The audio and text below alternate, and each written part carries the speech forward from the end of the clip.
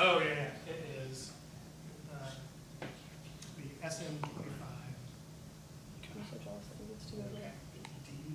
Lowercase. Okay. Really? Capital That's B. I think that might. Okay. Lowercase or? Yeah, lowercase. Okay. Then lowercase p. Okay. At sign. Okay. I'm going to start singing. Okay. It's got a rock. Oh. It's like, what are we spelling? I think I got that right. Yeah. Okay. Oh, no, there's. I missed you already. At the front. So far away.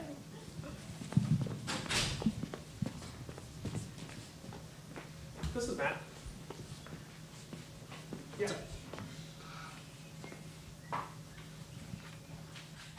Yeah, you're just coming back downstairs where you were doing the stuff.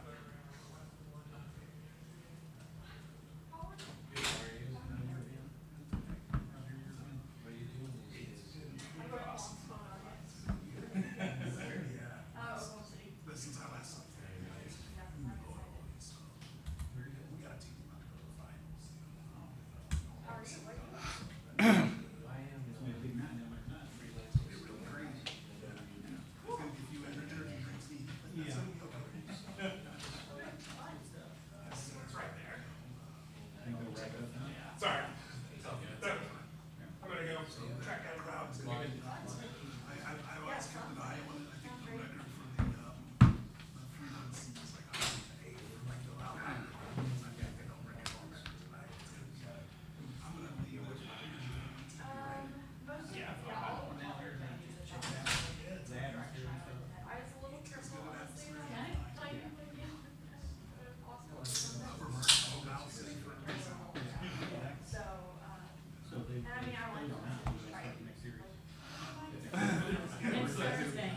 Same day as the second game.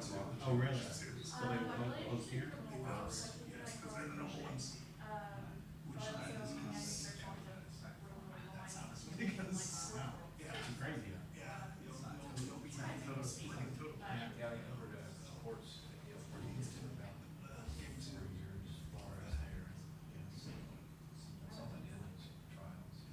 Recording in progress.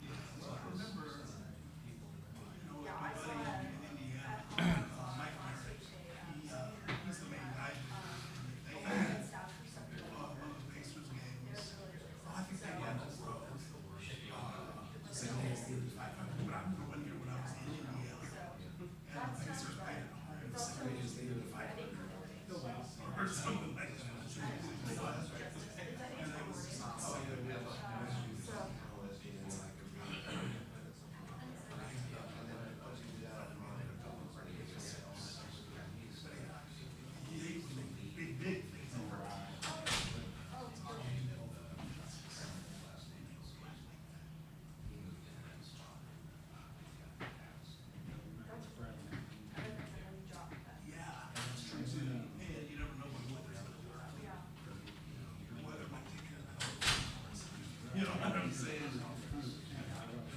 As I say, there's a reason they call the team here at the front.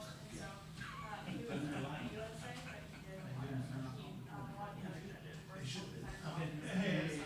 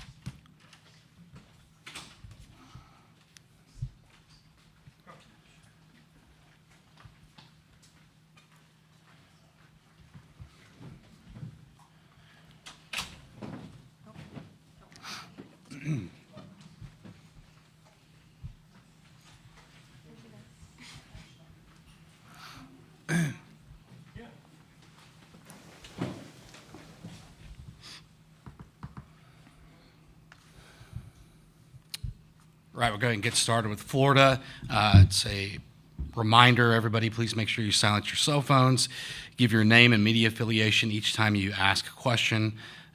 Recording of the press conference with your cell phones is prohibited, and if you're on the Zoom, make sure you use the raise hand function to ask a question. We are joined by Florida head coach Tim Walton and players Taylor Shoemaker and Kendra Falby. Coach, if you have an opening statement, you can. If not, we'll just go straight to questions. Yeah, just, first of all, congratulations to the 7 other teams that made it to the College World Series. I told my team as we began our journey that this is obviously the greatest show on dirt and the greatest opportunity for student athletes in our sport to play. It's a great opportunity to be here. It's a great atmosphere and just a great process to celebrate the final 8 teams of the College World Series here in Oklahoma City. Thanks to USA Softball, Oklahoma City, the University of Oklahoma for hosting the event, and we're looking forward to a great, I don't even know how many days we play now, but a great series of softball. This is we're pleased to be here, happy, and thanks. Questions? Okay, we go second row on the left here to Cliff. Yeah, Cliff Brown, Associated Press. Coach, SEC's always been crazy. You had a couple of teams, including the one that you're about to play. Just how insane was the conference this year, and how prepared does that help you be in this situation? Yeah, on Saturday of the final SEC home game, I congratulated Coach Gasso at home plate for winning the SEC. I believe they won it the night before we beat them, but another team lost a game, so they won the conference outright. So I congratulated her at home plate, and she gave me the look, and she said, "Did we?" Because it certainly didn't feel like it. And I think that's just a pretty good quote. It's obviously her quote to me, but I think that just sums up just how tough this league really was this year. The co-champions at the SEC tournament, the league itself, 7 losses by Oklahoma. I don't remember even how many. I think we had 11 losses. It was just a battle every single weekend. The 13 teams that made it to the regional finals on that Sunday in our league of 14 teams making it just says a ton about the preparation that each one of our coaching staffs and the players. But the most important thing that I'll say is just the support system that we have at home at the University of Florida and what they provide our coaches, our staffs, our fans, our players. The support that we have is endless, and you see that in the finished product on the field. It's just how our players take all the resources that they have, and that to me is just something that's really evolved in my time in this game, and I'm very, very happy to be where I'm at. Okay, we'll go front row over here on the right. Brady Vernon, Softball America. Tim, Keegan had her 2 longest outings since coming back from injury last week. Just what has that ramp up been like in terms of velocity and spin rate just kind of coming into this week? Yeah, the velocity piece never really vanished per se. She still was throwing pitches I think the one thing you can see, the spin rate piece in Georgia on Friday night, or Friday, I guess it was Friday afternoon when we played, she had more swing and misses in that Friday game than she had probably in her previous 15 games. She has a ton of swing and misses. So the spin rate's up. Things are starting to break a lot better. She's getting the ball in and out of the zone like she's accustomed to doing. We didn't have our data in stadium. We didn't have what was going on in the stadium, but things weren't quite the same as they were in practices, and she's repeating that. But the injury was just an odd injury, and she really never lost any velocity. She took a couple weeks off from pitching, and I think that the one thing that really probably impacted them was just the sharpness in game, being able to get her pitches in the right locations. But I think she's this weekend she pitched really well. She's had some really good 3 or 4 inning stints, from a lot of good teams, including the Oklahoma series and even Ole Miss on the in the SEC tournament. All right, we'll now go to front row left here to Mason. Mason Young, Tulsa World. Coach, since you mentioned Coach Gasso in Oklahoma, I wanted to ask you for your thoughts on the coaching job that she's done this year after losing as many players as she did last year to be able to get this team back to OKC. Yeah, I don't think that's fair to my players to answer that question. I think we're here to talk about the Gators and what we're doing. They obviously do a fantastic job, and nothing against that question. I think to me, I'm here to talk about my team.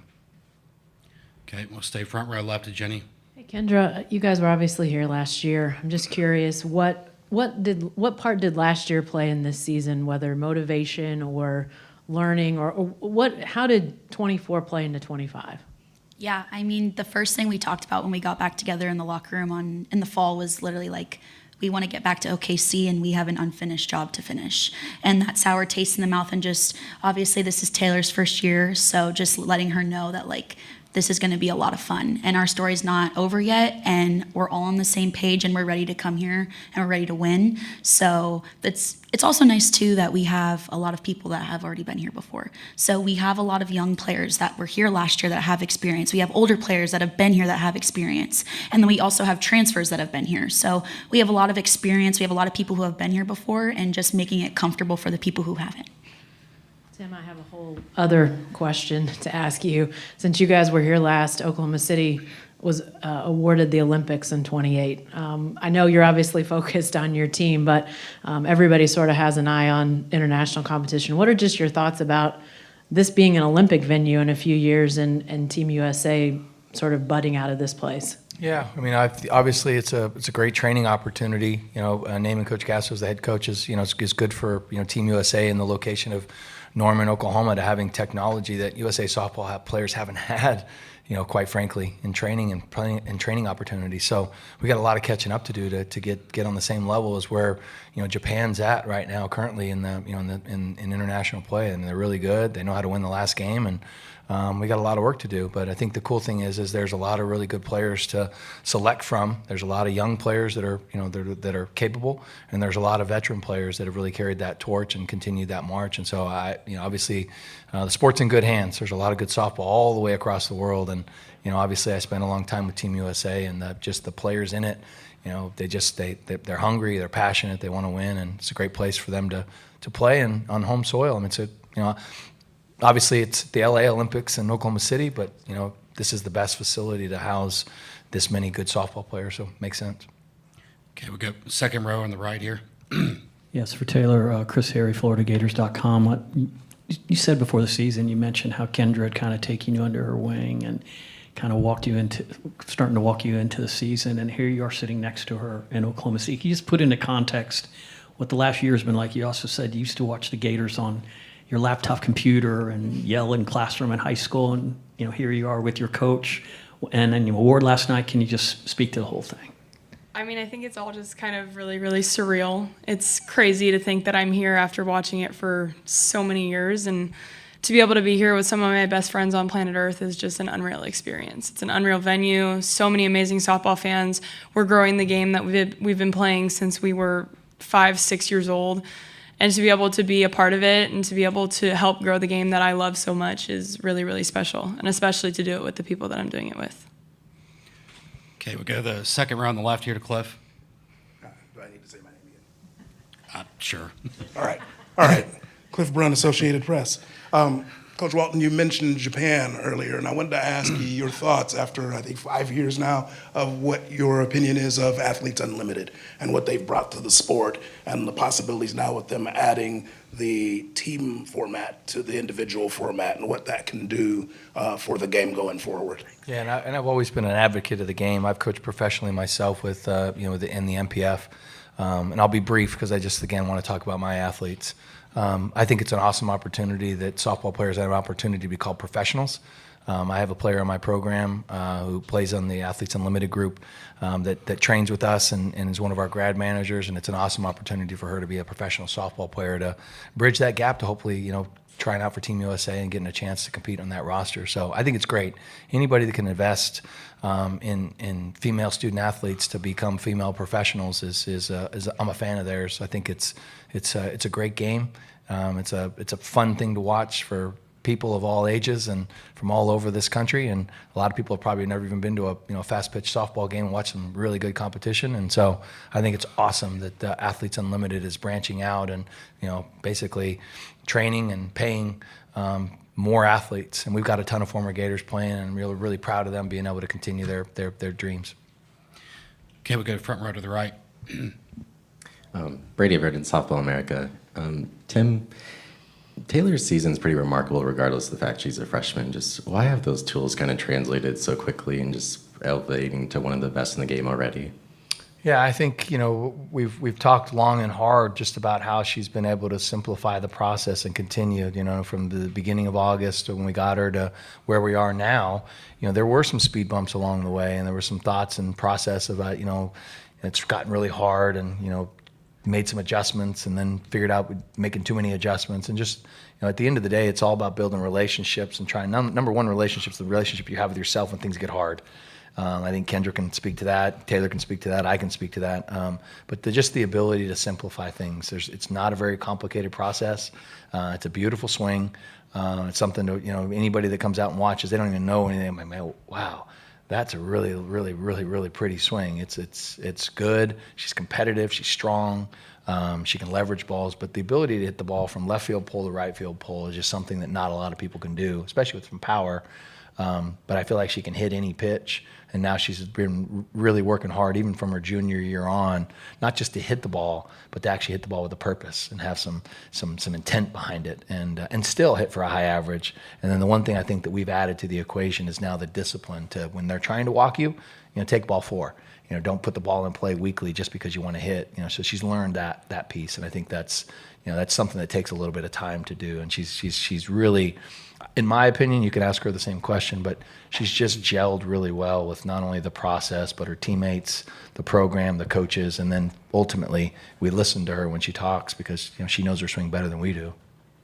Okay, we'll stay on the right and go to the second row.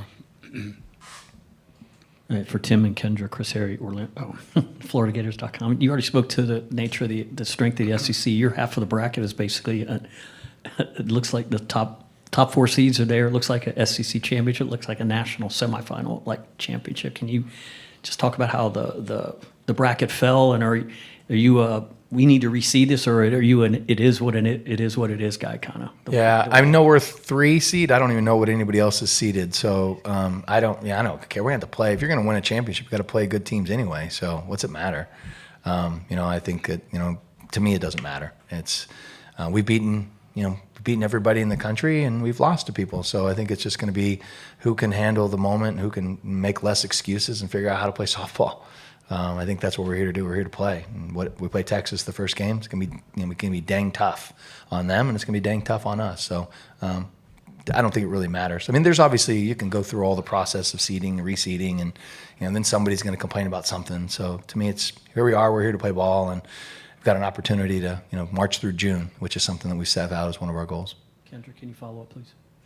Yeah, I think it's exactly what Coach Walton said, that it is what it is, and we're just, again, we're happy to be here. This was our goal. Now we just focus on playing Texas, and then whatever after that. Our main goal is come out tomorrow, be the Gators, and if we're the Gators, everything's going to be fine.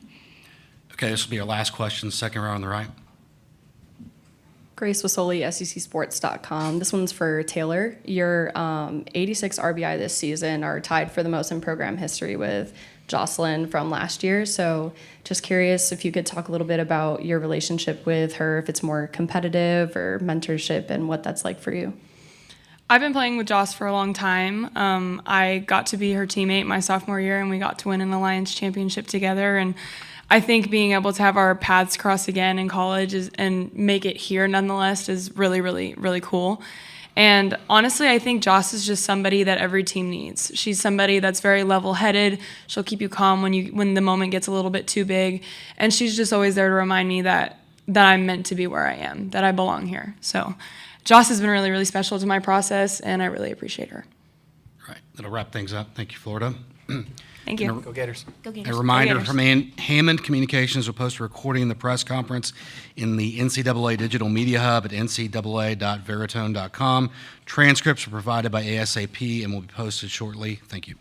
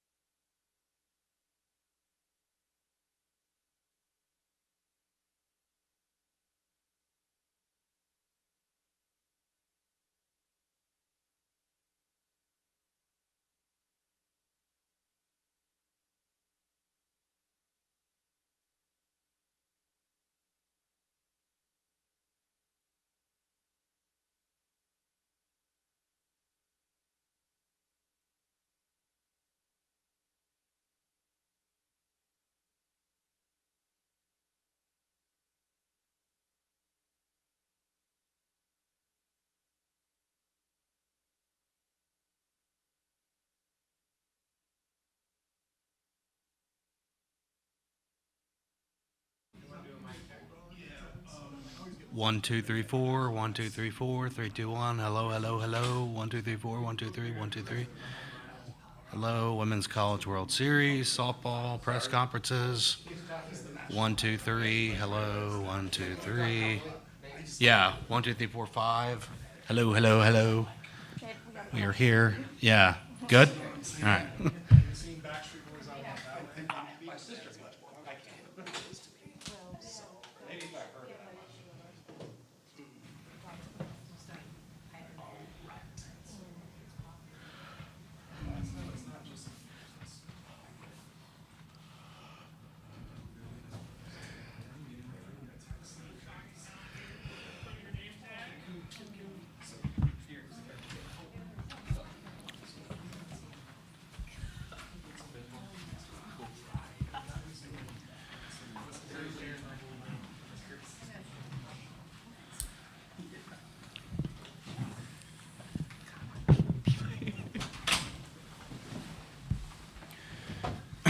All right, we are joined by Texas Tech head coach Jerry Glasgow and players Lauren Allred, Nigeri Kennedy, and Maya Davis.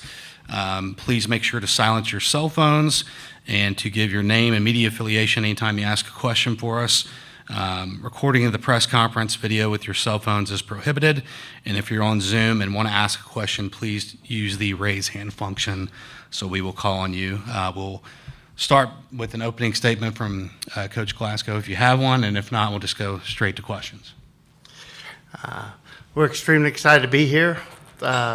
Really thrilled to get to represent Texas Tech and the Big 12 in the World Series.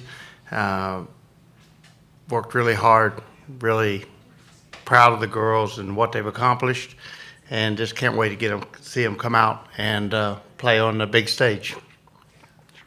Questions? Okay. We'll go start second row on the left. Nathan Geese, Lubbock Avalanche Journal. This is for Lauren and Maya. You two got close to this point a couple of years ago. First, what does it mean for you to be able to be here now in Oklahoma City? And second part is, how much do you and the other Louisiana players talk to Alana about that super regional series? So it's huge being here right now because we got really close our freshman year, and being able to get over that hump this year was just amazing. And we actually talked to Alana quite a bit about that super regional. Yeah, we are on Alana all the time about the super regional. Yeah. Okay, we'll go to third row on the left, Cliff. Yeah, Cliff Brown, Associated Press. Nigel, last time I saw you, you were standing right there and you had a championship belt over your shoulder, and you were doing interviews talking about that Big 12 championship. And one of the things you said was that you wanted to help them get back here. Now that that's a reality, can you talk about what it means to have done, kind of delivered on that goal? Yeah, it feels amazing, and honestly, I feel like every time just getting to Oklahoma City is obviously really hard. There's so many amazing teams who haven't made it to this point, so I just feel grateful to be here again. Okay, we go third row on the right to David. David Collier, ABC Lubbock. For all three of you ladies, what do you think playing here a few weeks ago and being so successful, how can you carry that over to this week and not maybe be as nervous with the stage that you're on now? All right, Lauren, we can start with you, then go down the line. So I think just remembering that the game is the same. You're here playing the same way, and just sticking to our game is the biggest thing. Obviously, the environment's going to be way bigger than we've ever experienced, but we have played on the field recently, so we know how it plays, and I think we're going to use that to our advantage. Yeah, kind of the same thing. I just feel like using the Big 12 tournament just as like a stepping stone, and just using what we learned there and applying it here. Yeah, just staying calm and play your game, because it's still just the game of softball. Okay, we go front row left to Jenny. Jenny Carlson with the Oklahoman. When you started to build this roster, you went looking for hitters that could back up Nyjah. Talk about how they've evolved and why have they been able to be as good offensively as they have been? Maybe, I don't know, have they exceeded expectations for you even? Yeah. I think when we started building the roster, and once we got Nyjah, it was kind of there was two steps. First, attracting the players that I could look Nyjah in the eye and say, this roster can take us to the World Series with you in the circle, because even I didn't want Naja to come to Texas Tech if I didn't believe she could go to the World Series with the team that we had.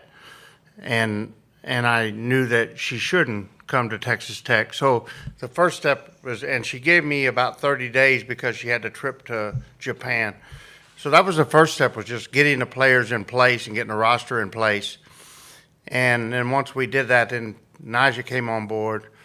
And then we were able to make a few moves after that, I think, if I remember right. But so then we began fall, and I think it was just a matter then of becoming mentally tough. It's not an accident that the team is here.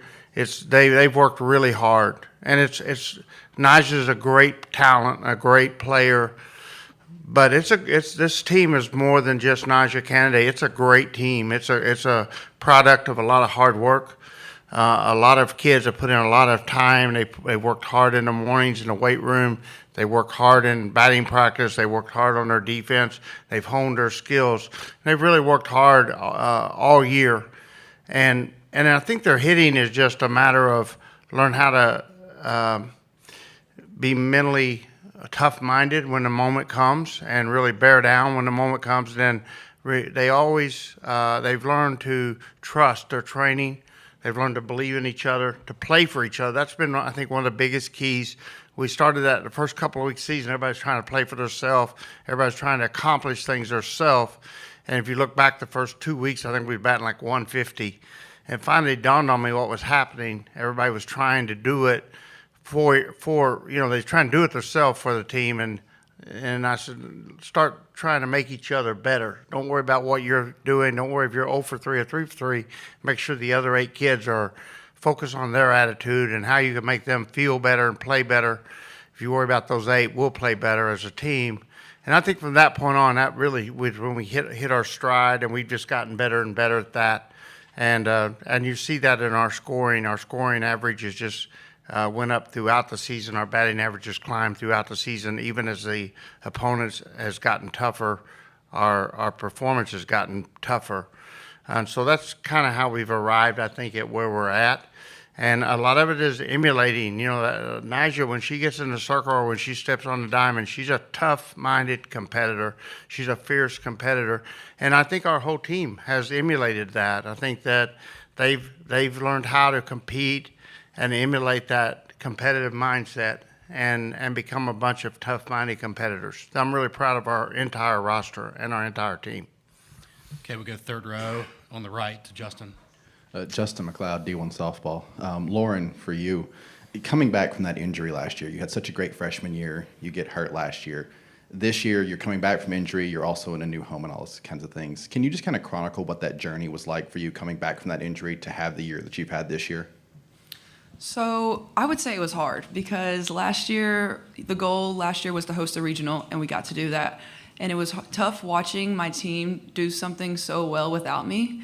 So coming into this year, I knew I wanted to try to make a mark and have an impact on the team, and being able to do that and work throughout the season, I think that's the biggest reward to the injury itself. Okay, we go front row left, Colton. Colton Sully, the Oklahoman. Jerry, I know you're focused on your players and Ole Miss, but I wanted to ask you about one of your former players, Sam Landry, and just her season and her journey to get to the World Series. Yeah, Sam's just a tremendous player, tremendous talent. She's also a tremendous person. On a personal level, is a sweetheart. To me and my wife, she means the world to us on a personal level. So I'm just thrilled to see her have the kind of year she had. I was excited. When we go back to last summer, I was talking to her, I don't know how often, but pretty close to every day, I think, throughout the recruiting process. And when it come down to that last week, she had the visit coming up with Oklahoma. I knew that if she got that opportunity to work with Coach Rocha and Coach Gasso and that coaching staff, that would give her the opportunity. And I remember telling her, if you go play for Coach Rocha, you'll have the rest of your lifetime look back. You had the chance to work with the top pitching coach in the game, and you'll know the results will indicate what your potential. And I encouraged her to go for that. And I thought it was, I just thought it was a really good way for Sam to end her college career if she chose to go that route. And I think we're seeing that right now. I think you're seeing a great athlete with a great coaching staff, and it's been her moment, you know, and she rose up and she just really performed at a high level. And it's exciting to see how she's handled the pressure throughout the season, and I see her growing. As I watch her on TV, I can see her growing in those pressure moments. Okay, we'll go third row on the right. James Creppy with the Oregonian. Jerry, I know you haven't played Oregon certainly in the last several years since Missy's taken over, but can you describe whatever relationship you may or may not have with her and with the program, as obviously they've remembered Jerry Ann in the last several years since. Just what is your relationship with the program and connection with them in the years since?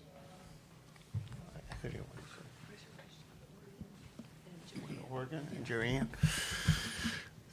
You know, when Jerry Ann was at Oregon, my wife got to go to a lot of the games.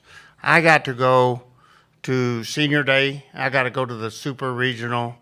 So I didn't get to go to the games on a regular basis like my wife did. When I got to go, it was so exciting and through the roof. You know, we were looking at pictures last night. Carol Brueggemann got to announce the regional, and she was showing us a picture of her sitting on the bench that they had in honor of Jerry Ann. And we were talking about, you know, we want to make a trip. I want to take my team out there, and I just want to sit on that bench for a few minutes. But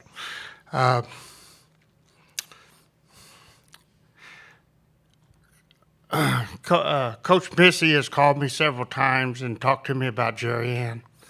And, of course, the fan base at Oregon was extremely good, extremely loud, and it was really a special time in that era that she played there, getting to watch them.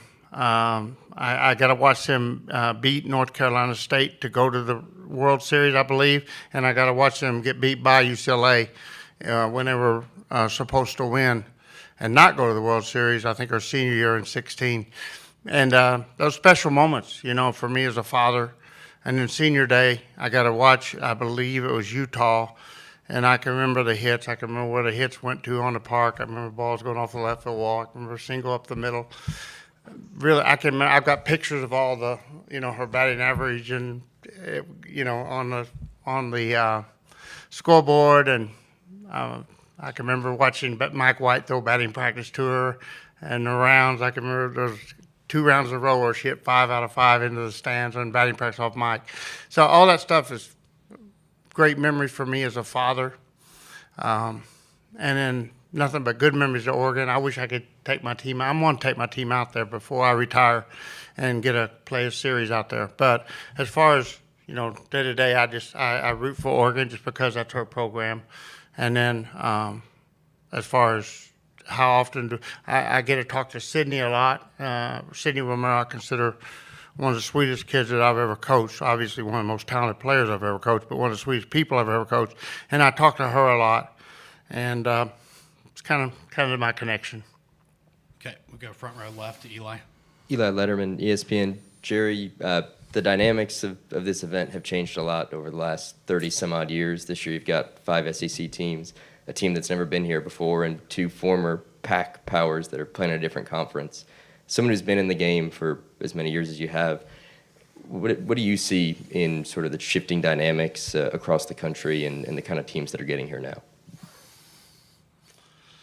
Tremendous growth, tremendous interest in the Women's College World Series. You know, this is I've got to follow it now for a long time. And I was just thinking, you know, Erin got to play here. My middle daughter got to play here with Texas A&M in 2008. And I got a coach here in 2009 with Georgia and 2010 with Georgia.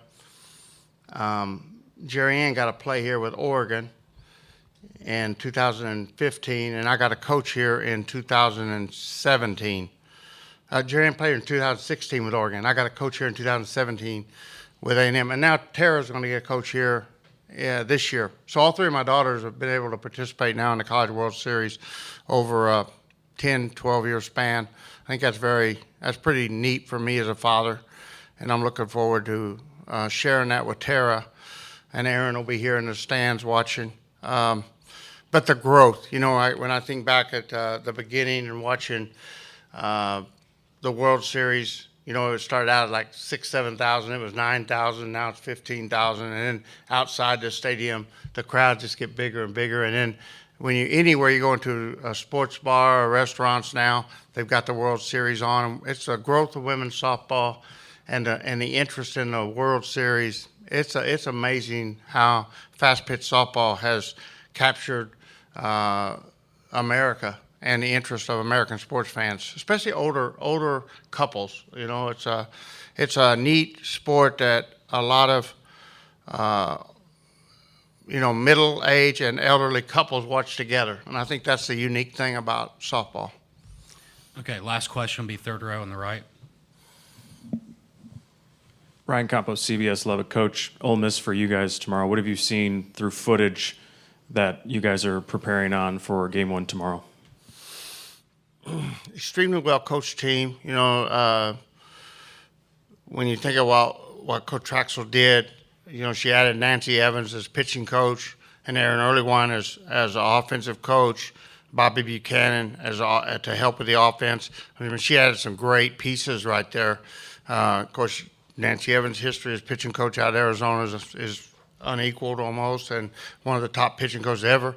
Aaron Earlywine, in my opinion, when I was in the SEC, I thought he was just a magnificent offensive coach, all-around coach. I thought he was a tremendous coach of the game of fast-pitch softball.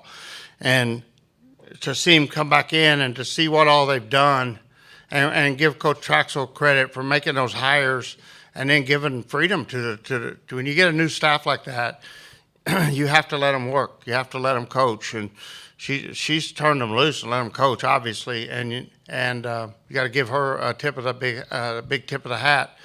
And the results, they've just gotten better and better and better. And they're playing with a lot of fire, and they're playing with a lot of freedom, and they're playing with a lot of emotion and joy. They're a dangerous ball club right now, and I see a bunch of kids that are talented, but enormously free and loose on the field. All right, that'll wrap things up for Texas Tech. Thank you.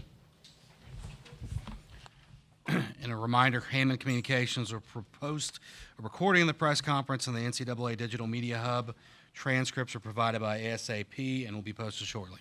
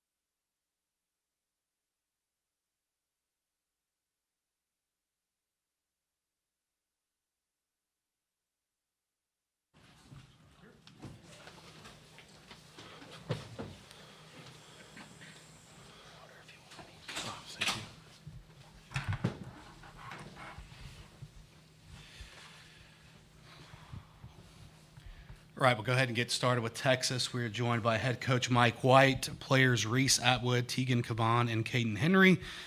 Please make sure to silence your cell phones. Give your name and media affiliation when you ask a question.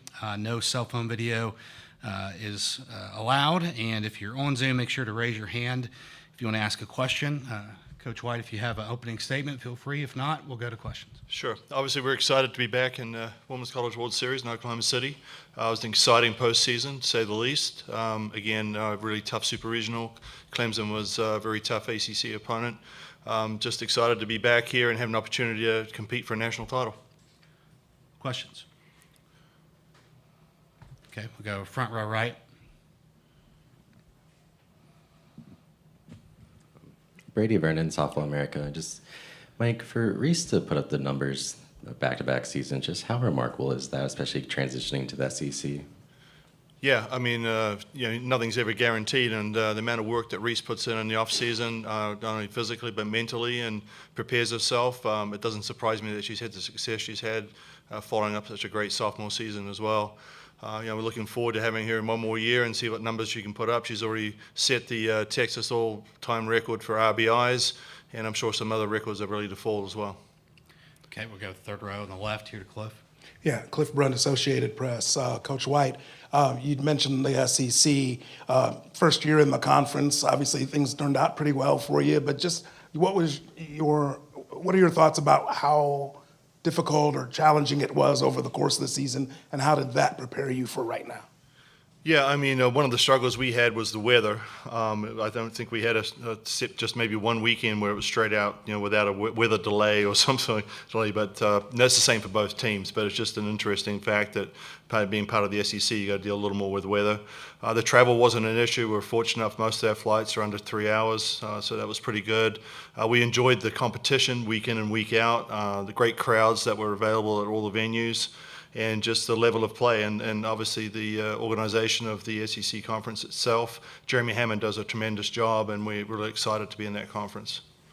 Okay, we'll stay on the left and go to Jenny on the front row. Jenny Carlson with the Oklahoma. Tegan, you guys obviously here last year. I'm curious, what role does 24 play in 25? Is it motivation? Is it what piece of the puzzle is that for you guys?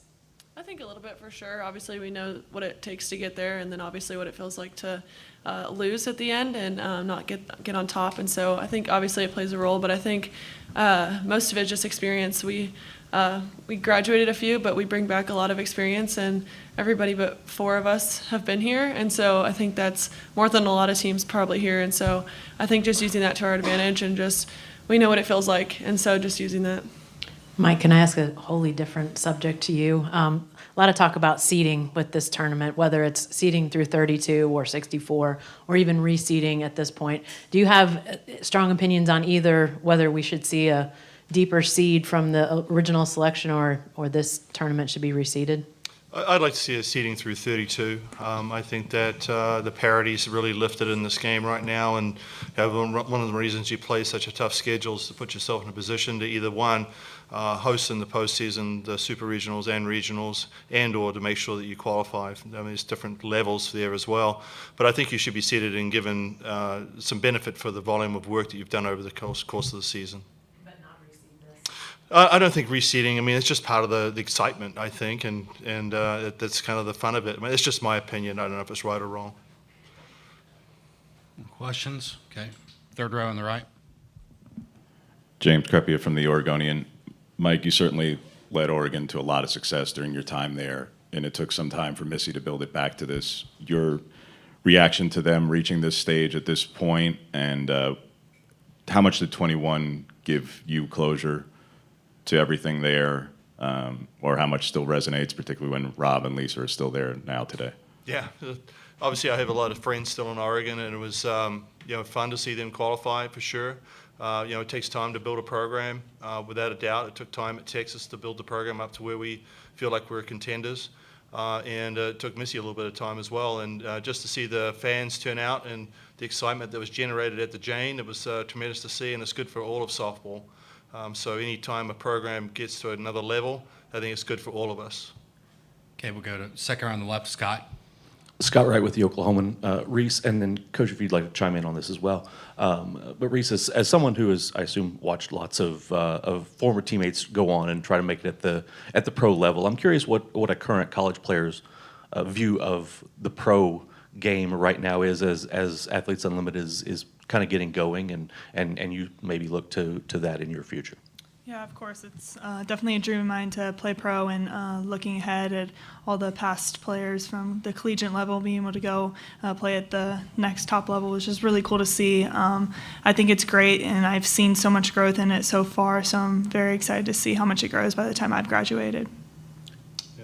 Obviously, it's exciting to see that, give the woman another opportunity to get, not only just finish their college careers, because right now that is kind of the pinnacle. And other than if you're going to play for the USA, of course, that's another step there. And with the Olympics coming up, we're hoping that that tide lifts all the boats, including the professional league as well. And there's some great people, great coaches that are around that sport right now, and they just need the promotion and the sponsors to get behind it and make sure that these women can make a living out of playing softball. Okay, we go front row on the right. Brady Vernon, Softball America. Caden or Reese, I feel like Ashton's season goes a little bit under the radar. Just how well does she really set the table for everything to get going for this offense? Reese, Reese, go ahead. Sorry. Ashton's great, and I do agree that she does go a little under the radar. She's probably the biggest table setter we have. I swear every time she gets on, no matter what her batting average is, I can't tell you a time that she's not gonna lead us off that first inning. It could be first pitch, whatever it is, and she's on base. And I think that's huge to the spark of our lineup right now. It's if Ashton's on, I feel like all of us are gonna follow her. So she's a huge part of our lineup.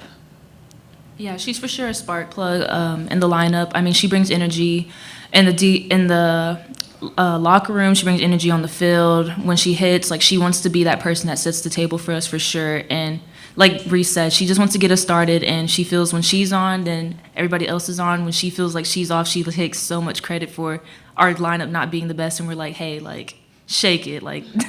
Don't worry about us. You keep doing your thing. We'll cover you up. Okay, we go third row on the left, Cliff. Yeah, Cliff Brunt, Associated Press. So this is for the players. So there's a lot of people who are watching softball maybe for the first time, and one thing that gets mentioned by people who don't watch it all the time is the cheers you guys do in the dugouts. What I wanted to know is how important is that process of putting those things together to building team chemistry and having fun with what you do? Reese, we can start with you and go down the line. Yeah, I think energy is just a huge part of this game, and just in women's sports in general, I think we show a lot of passion. I think it shows our heart and our love for the game, and I think it brings just the team together as one instead of just being all about yourself. I think if you're cheering for everyone else, it just makes you a little less focused on yourself and focused on the team. And I think this team, we've seen, when we don't have that energy, we don't play as well, and something Coach White harps on all the time. It's just bringing full energy, which includes all the cheers and communication. Yeah, I think you said it. I mean, it's more fun. It's more fun to be loud and have a lot of energy, and it's more fun to watch, and it's more fun to be a part of on the field. I like when both teams are loud because it makes the game more fun. Coach Z always says you're either doing a thing or supporting a thing, and I think that kind of just puts it really well. Yeah, same thing what they said. The energy just helps the game keep rolling, keep us fast, brings a lot of momentum and a lot of, passion and support for each other. So the game doesn't know who's supposed to win, but when you have that energy at that point, anybody can take over. Okay, we'll go third row on the right to Justin. Justin McLeod from D1 Softball. Tegan and Reese, could I get you two to just talk about your relationship with each other, especially when you're out there? You guys make such a great battery. You look locked in together. Can I just get you to talk about your relationship with one another? Reese, if you'll start again.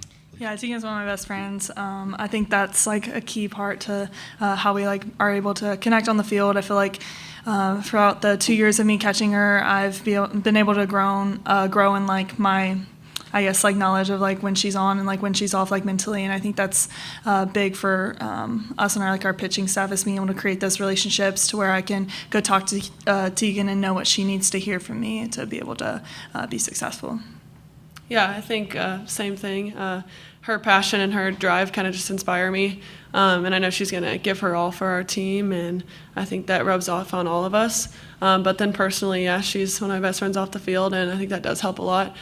We just trust each other, and she definitely can tell sometimes when I can't even, what I'm feeling. And so just helps me out when I need it, whenever. Okay, we'll stay on the right side and go in the second row here. Grace Wasoli, SECsports.com. Mike, if you could just speak towards the upcoming schedule of what you guys are looking at this week, with potentially facing some teams that you've already faced in conference play, and what that looks like for you with Florida obviously tomorrow and what's to come for the rest of the week. Yeah, I don't know about potentially, but it is going to happen. Either way, we win or lose, we're going to face two SEC teams, and it's exciting. They're going to be a tough battle, but that's what you come here for, to play the best. And if you want to be the best, you got to beat the best. It's exciting from the standpoint of the game right now. It's just tremendous. And we just can't wait to get out there and play and have some fun. I think that's when our team battles the best, and sometimes when we're down, we've become our most dangerous. I'm hoping that's not the case, but I'm hoping we bring it right away and come out there in the field and show the country what we can do. Sure, we'll stay on the right side, go to the third row. James Krupke of the Oregonian. Mike, we hear about a lot in men's sports, particularly football in the playoff or basketball during the NCAA tournament when the portal opens for the teams who are no longer playing and the difficulty and challenge that is for coaching staffs and whether or not there's a way around that. What is the challenge here for softball when that's the case? Is that a challenge in the same way because the academic calendar is a little different, or is it as big a challenge for softball coaches, and how would you like to see it fixed, remedied, or not? Yeah, I mean, it is a big issue, and right now there's already some players that are committed to teams that are either in the tournament or out of the tournament, and depending where you're at, and your focus for this obviously needs to be on this tournament right now, or it should be at least. And so, scheduling those, some of them are having visits to programs that are in super regionals or regionals, and it's not something we're doing, but I'm not saying it's right or wrong, but it can be an issue. So I think that should be pushed back just a little bit until everybody's done with their season. I think that would be fair. So readjusting that calendar seems to look at it. But we're going to go with the rules that are set. We're going to make adjustments and deal with it. And I'm not griping about it. I'm not anything else like about that. But we just deal with what the issues are right now, and our issues are to compete in this tournament, and then maybe look for some people in the transfer. We're still looking. Don't get me wrong. We're still aware of people that are in the transfer portal, and we're going to go along with that. Any more questions? Okay, we'll go front row right. Brady Vernon, Softball America. Just Mike, how big was those last few innings for Mac and maybe bringing her confidence into this week to end the Super Regionals? We wouldn't be here if it wasn't for Mac Morgan. And then you could say that about several other people. We could say that about the bunt that Katie Simmons put down, the strikeout that Tegan made, and the last play she made. That was she made that look pretty easy, but that little double hopper kind of held your breath, over that play with a really fast person on base. So there's a lot of turning points in that game. But Mac's contribution, and especially after having been hit around a little bit towards the end of the year, it didn't faze her one bit. She was ready. She wanted the ball, said, I'm going to do my best for my team, and that's all we could ask, and she did that for us. Okay, that'll wrap things up for Texas. Thank you. Thank you. Thank you. And a reminder, Hammond Communications will post a recording of the press conference in the NCAA Digital Media Hub at ncaaveritone.com, and transcripts will be provided by ASAP and posted shortly. Thanks.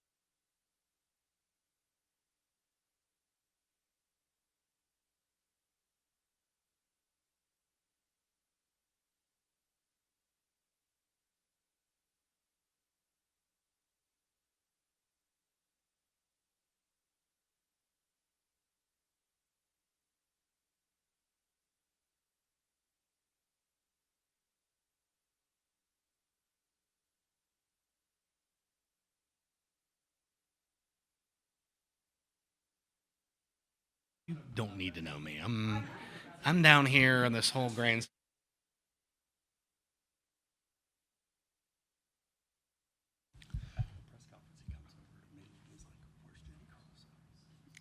Oh.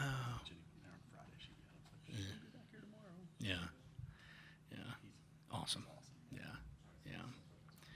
Yeah, he's one of my faves. Him and Florida State's Alameda. Yeah, she's awesome. Yeah. Yeah. Yeah. Yeah. Mm-hmm. Mm-hmm. Yeah. Yeah. Yeah. Yeah. Yeah. Agreed. Yeah. But always very cool too. Like, hey, I'm like, again, you need to be worried about this. Yeah.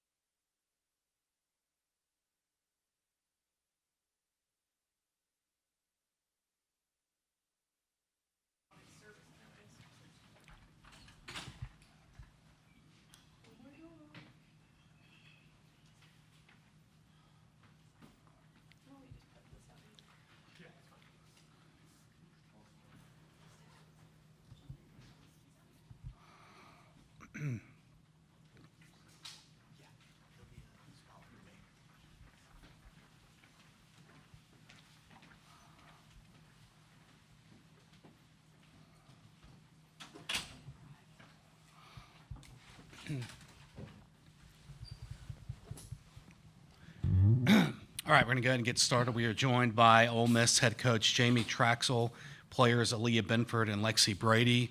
A reminder to media members, please silence your cell phones and to give your name and media affiliation anytime you ask a question with the mic. Recording of the press conferences with cell phones is prohibited, and if you want to ask a question on Zoom, please raise your hand. So, Coach Traxel, if you have an opening statement, feel free. If not, we'll go to questions.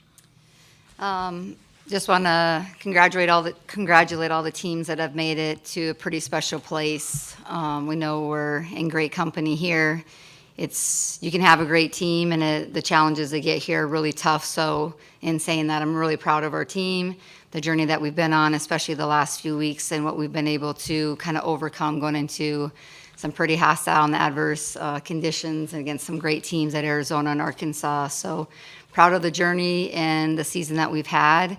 We have one more chapter in our story, and we're looking forward to having a lot to say about it here in Oklahoma City. But very grateful, very proud to be in great company, and super proud of our team for what we've accomplished the last few weeks and earning the right to be here. Okay, go to questions. We'll start in the front row left with Jenny. Jenny Carlson with the Oklahoman. Aaliyah, watching you in the circle, you're very serious. No emotion showed. Can you just talk me through keeping that poker face on? And I noticed when you guys clinched a spot here, that faded away. Kind of take me back to that moment too. Throughout my years, people have always told me that I smile a lot on the mound, but sometimes in my brain, I kind of have to be serious because if I'm smiling too much, I don't think I lock in. But I knew that was a very important moment for my teammates, and I wanted them to know that I was just as locked in as they were. But yeah, once we clinched it, it dropped, and I was all smiles. Jamie, I have a wholly different question for you. There's been a lot of talk about seeding with this tournament, whether seeding 1 through 32 or 1 through 64, or even potentially reseeding once you guys have the 8 for OKC. What are your feelings just about either of those scenarios? You know, it feels like there's so many objective components to it that it's hard to understand, maybe what goes into what qualifications and how those are kind of laid out. Even for us and where we went, it seemed to be kind of a geographical decision versus maybe kind of the seeding piece of it too, which, there are people that have to make tough decisions. And I just think maybe if there's a more consistent, components that everybody knows in the parameters that kind of know what field they're playing by, the rules of engagement, I guess. But it's hard, hard to get here either way, even if you're hosting. Obviously, we kind of proved that too. So, I think there's some outliers out there, but I know everyone has a tough job in trying to put people in the right places. I think our parameter was a little bit more geographical when we went out to Arizona, just based off of how much Ole Miss has gone west for postseason too, and maybe what teams are part of that. But it's postseason and anything can happen, so you got to be able to play your best when it matters the most, regardless. Okay, we go front row on the right here. Brady Vernon, Softball America. Just Jamie, with all the newcomers and even the assistants, just how cool is it to see all that come together to where you guys are now today? Yeah, it's a lot of work, but to be on, to answer your question directly, I can't even put it into words about tell you how proud and satisfying it is. And it's a lot of work starting last summer, and maybe part of it is identifying the right coaches, got the right coaching staff, the right freshman group, the right returners. I should start with them. The right returners that stayed because they were committed to Ole Miss and myself and had a lot of trust and belief in me to make the right choices and bring in the right people. So the retention of those players to our staff, and then obviously some 8 transfers as well, all of them playing a role. It was us to kind of figure out the puzzle, to develop them, to figure out how those puzzle pieces fit together, and then to continue to build them, as we move through the season. And I got asked a lot throughout the season, each and every week, and my answer was always the same. I said, we're going to keep getting better. We have too many new pieces to not, even as a new coaching staff, to come back and have the conversations, roles and responsibilities, what those conversations are pregame, in-game, and I thought we could be a team that was on the rise when it came down the stretch, and all that actually kind of came true. But we just had so many new pieces that I just thought it would take that amount of time. And I think this is probably the team, I don't think I've ever coached a team that has maximized the whole season, getting better, using the lessons learned, the adversity that you go through to continue getting better throughout the season. We had lost a handful of extra inning games until the Florida game in the SEC tournament. We had the lead, they tied it, and we won our first extra inning game after, I think, going 0-5 off extra innings, and then losing game 2 and coming back in game 1, Arizona's environment to Arkansas's environment. So I'm just proud of how they've continued to get better, to buy in the investment, the resiliency that we have, and the pride in the fight that we show. Okay, we go to second row on the left, Scott. Scott Wright with the Oklahoman. Lexi, I wanted to ask you about Aaron Earlywine and the impact that he has had, particularly with you guys. And Coach, I'd like you to weigh in on that as well. But also, was there any hesitation given the way things had ended for him at Missouri, even though that was a long time ago? Yeah, I'll probably start with that, and then Lexi can go. I'd actually talked to Aaron the year before, and so him and I played against him several times back to North Dakota State, so there was a familiarity there. We'd had conversations, both being in the Midwest. He was always really good to me. There was a lot of time, obviously, that had elapsed, and when I talked to him the previous year, everything, just like any changes and decisions that people make in their life, the timing has to really line up. And this past year in, April, May, and June, the timing was right for both parties. And I had 100% confidence in just the conversations we had, and obviously his body of work speaks for itself. He's an elite coach. He did it at Georgia Tech, built it at Missouri, and there's one thing to be able to win, but he knows how to build it, how to coach in it, how to develop. We have a lot of winners on this coaching staff, but Aaron's been incredible. But again, his body of work speaks for itself in that regard, and what him and Bobby Buchanan have done with our offense, it's why people are texting us, man, you guys are fun to watch. They like the confidence, the freeness that we play. We have a lot of personality on our team, but we play our best when it's like that. But part of that is the offense is just explosive and been fun to watch, and all the credit goes to those guys and what they've been able to do. It's credit to our players. Lexi's had 3 hitting coaches in 3 years, and that's not easy to do. But I think she led the way in just opening him and Bobby with open arms, even though it's different than the 2 they had before, and buying into that and kind of saying, hey, you tell us what you want us to do, and we're in. So, but again, just year 1 are really challenging. We always talk about that. So you have to stay the course and really commit to the process, and things can work out. They just probably worked out even sooner than we thought, maybe here this first year. Yeah, I think obviously like a phenomenal coach with his body of work behind him, but just a great person. Like I love working under him. We worked together just the first day he was on campus. We had a conversation. I was like, it's my senior year. Like, let's do this right away. Like, don't be afraid to, like dip your toes in the water. Like, let's get all into this right from the jump in the fall. And I think there was a big trust that was built between the players and him. And I think he felt open to work with us, and we were very receptive to him from the first day he was on campus.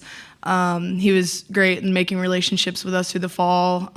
He's only been my coach for a year, but I feel like I've had him for a long time, and him and I even reflect on that once in a while. But just a phenomenal person, a great coach, but just the confidence he's instilled in our offense, you can really see it play out on the field, and he just knows different ways to win, different pieces to kind of use and win. And I think just our ability to get here and then the change in our offense kind of speaks for itself.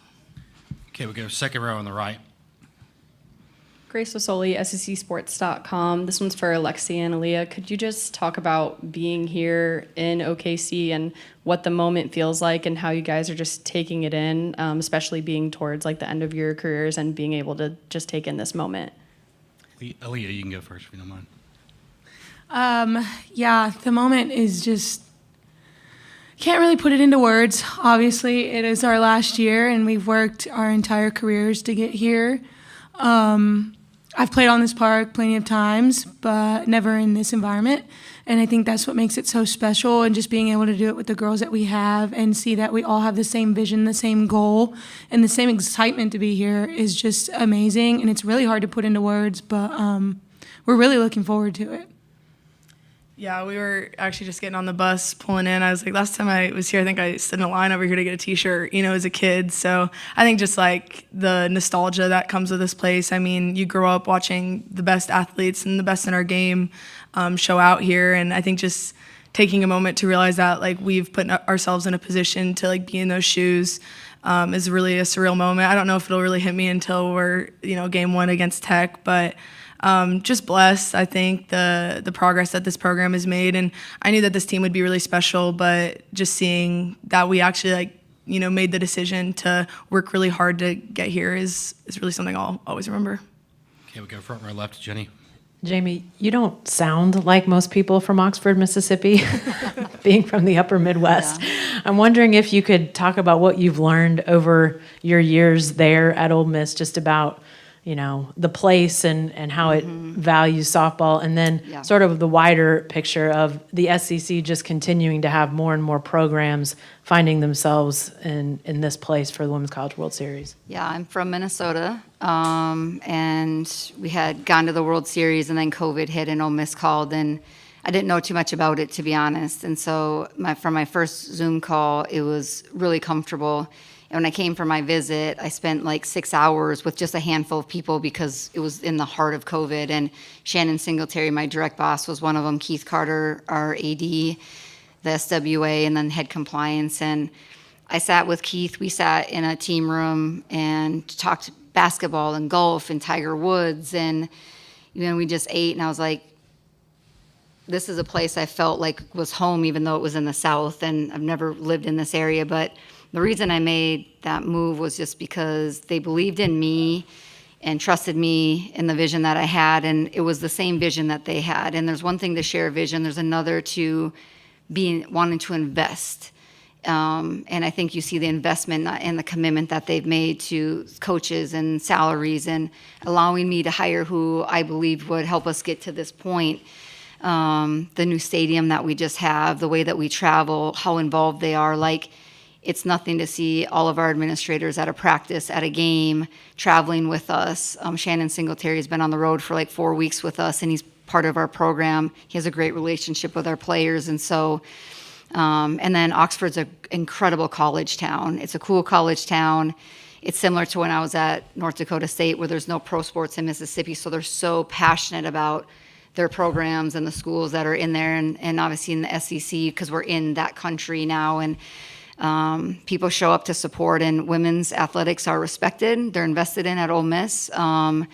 and being there is a big deal. So, and then your fans will show up and support you. So I'm excited for the progress we've made since I've been there, and certainly the future that it holds, starting with the history that was made with this group. And but it's an incredible place, and it took me a couple years to adjust to the heat. I'm not going to lie. That was a little challenging, but people are friendly, they're nice, they're welcoming, and now for me it feels like home. And our administration and just Ole Miss in general and the community have made me feel like that. Okay, our last question will be to David, third row on the right. Gonna be like a double question here. David Collier from the ABC in Lubbock for Coach.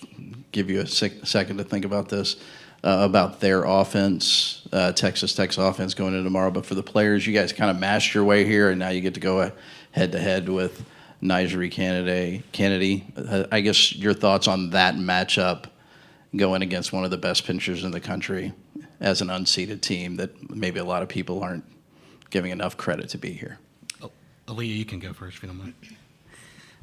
Yeah, so Nija's an amazing player. I've been watching her. We're good friends. But I think we put in an immense amount of work, and we're ready to step on the field. We're just going to stick to our plans, and if we need to shift our plan, then we shift our plan. But I think this team is ready, and to prove that we also belong on the field just like everybody else does. And, I mean, we've shown that all season. So it's just another game. It's just another game for us. We're not going to make the moment too big. We're not going to be up there thinking, oh, my goodness, this is Nija. Like, I mean, I'm Aaliyah, that's Lexi. So it should be the same thing for both teams.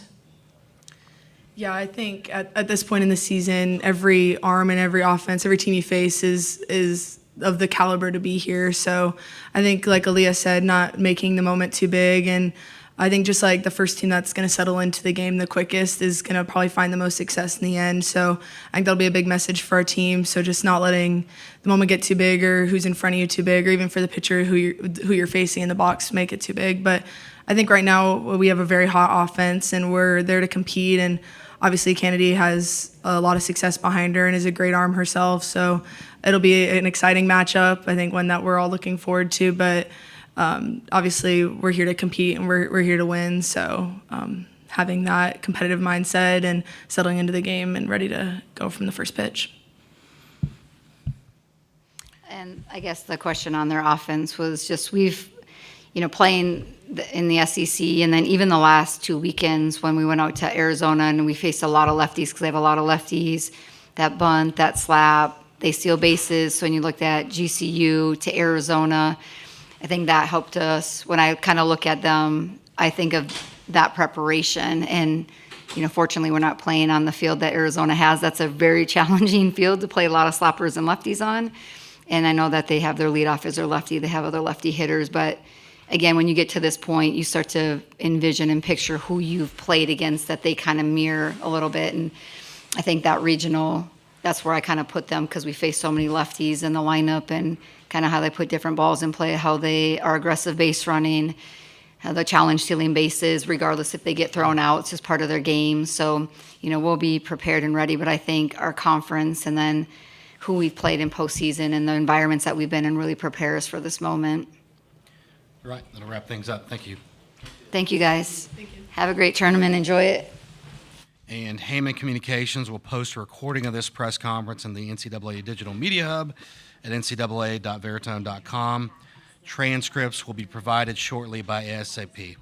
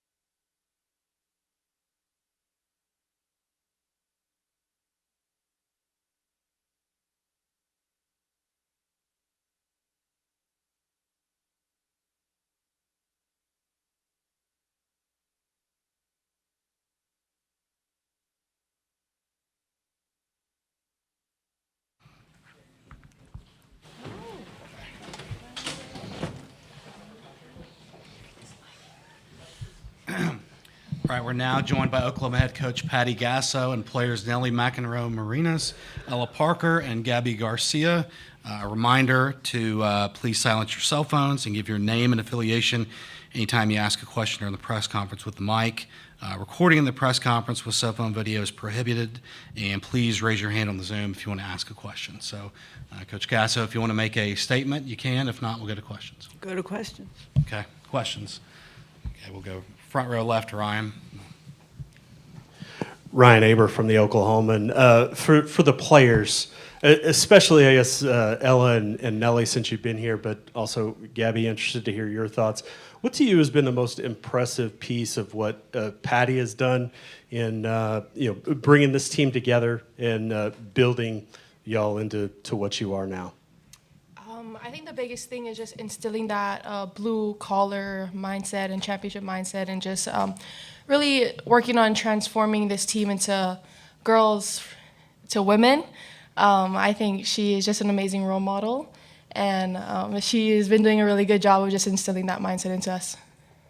I also think it goes into what she does for us off the field, not only on the field, but for kind of making us be in a group together, doing things other than softball, but really like getting our personalities out there to really get us together.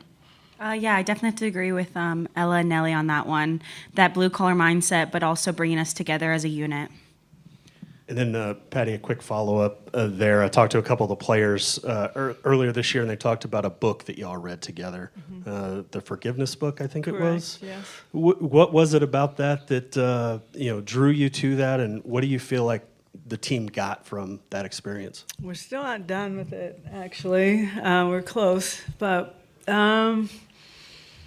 I went to a church service out in California, and the speaker they had a guest speaker who wrote the book, and it just resonated with me. It made me very emotional, and I thought, man, this could really help you understand like your history, your childhood, just connecting better with family, trying to understand that.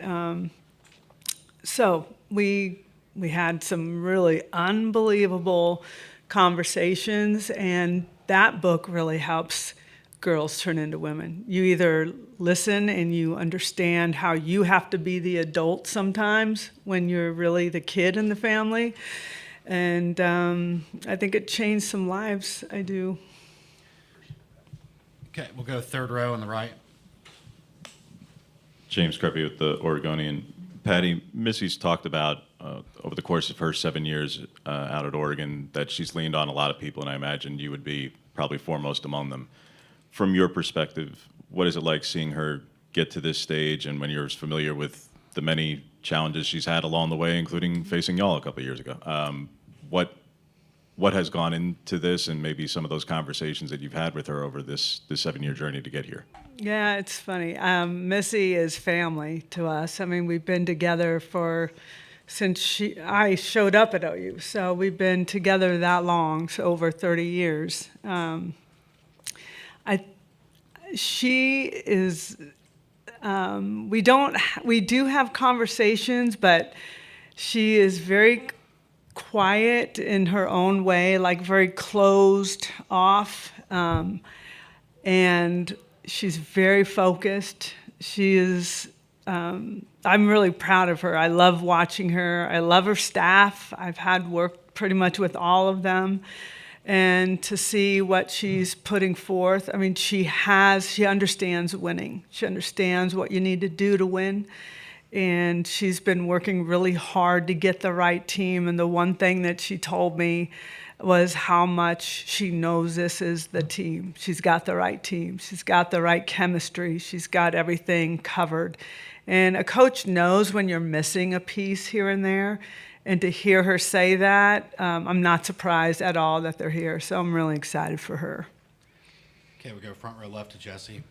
Jesse Crittenden, OU Insider. Nellie, I wanted to ask you, I know there's a lot of leaders, a lot of players that step up on this team, but for you as a team captain, just in a broad sense, what have you learned about leadership and your leadership role, and just how have you seen the team kind of grow as the season's gone on? Yeah, I mean, I feel like the biggest thing is you only get what you put in. And I feel like the more we put into each other, the more we receive out of each other. And I feel like just as we've grown throughout this season and just learning to trust each other, have faith in each other, believing in each other, I mean, those are the biggest things, especially when you make it this far into the season. It's just we only have each other. So we're going to trust each other. We're going to believe in each other, have faith in each other, because it's literally us who are doing it.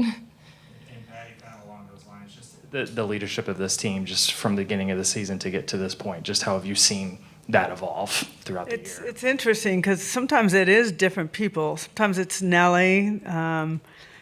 Abby Dayton has a voice in the circle that they all want to listen to. It's some of the experienced athletes that they're hearing, but I think our team does a there's not one voice that I'm like, this is definitely the captain. I think they all understand what's being asked of them, and they manage themselves pretty well.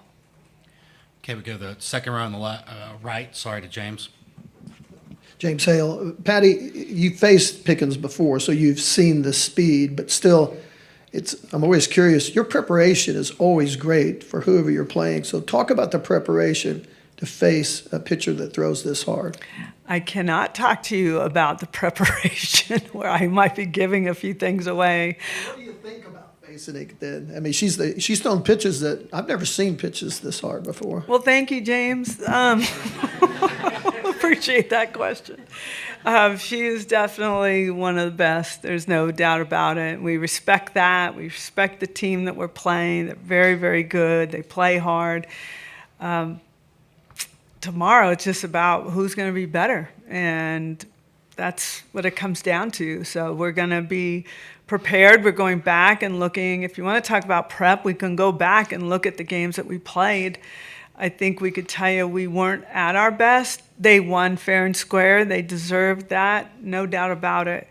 But I think we know that we have more in us, and we're trusting that we're going to bring it out tomorrow. Okay, we'll go back over to the left, front row to Eric. Eric Bailey with the Tulsa World. Gabby, can you talk a little bit about growing up watching Tiare and now having her in the dugout with you? And that's a position of strength for Oklahoma over the past 4, 5, 6 years. How big has it been stepping into those shoes? I mean, Tiara is a great role model, and I've always looked up to her and the alums before her. And it's just great knowing that there's experience and that she's just such a vocal leader in the dugout, but also personally. And it's just been a huge game changer for me. Patty, along those same lines, talking about TRA, just her wisdom in the dugout, her way to relate with these players. How big has that been? And what can you kind of grade her being a first base coach?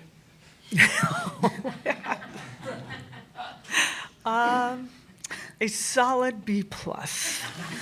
Can't give her anybody an A, but Folly would get hurt if I gave her an A. So Tiara's been wonderful and just very insightful. Her connection with this group and her age and her experiences is great, and she wants to be a coach, so she's able to do a little bit of that. And I think she's going to be really helpful this week as well, because we just don't have a lot of players on our team with World Series experience. I think Tiara's voice is going to be heard. Okay, we'll go to the very back on the right, Chris. Yeah, Chris Williams, CBS Oklahoma. Patty, I saw you had your girls diving for fly balls today, 24 hours before it starts. Why did you feel like it was important to keep the intensity up, and how does that kind of align with the mindset you want them to have tomorrow? So they dive on their own, so you're making it sound like but I kind of am. So I was happy to see it, because I want them to be in this venue. You get one shot, you get 50 minutes to feel this field. We have been here before, but I want them to work game speed. Anytime we come out here, it's not like, hey, here, let's feel good, take a few ground balls. It's let's go game ready, because there's new things that some of these players haven't seen. There's outfield bleachers now. The wall looks different. There's things that look different. And I really feel if that's how we operate, we just go game speed. We don't do anything just kind of half-heartedly. Okay, we'll go front row on the left to Ryan. Ryan Chambers, just aside, Patty, kind of a continuation of that. You've had the most experienced team on this setting the last couple of years. Have you had to do anything different in this lead up? I know Saturday you just talked about being excited for what this group could be, but anybody else you have to lean on just because it's kind of resetting the deck outside of a select few? Yeah, I think the coaches are probably going to be a little more vocal than maybe we normally are, just to keep feet on the ground.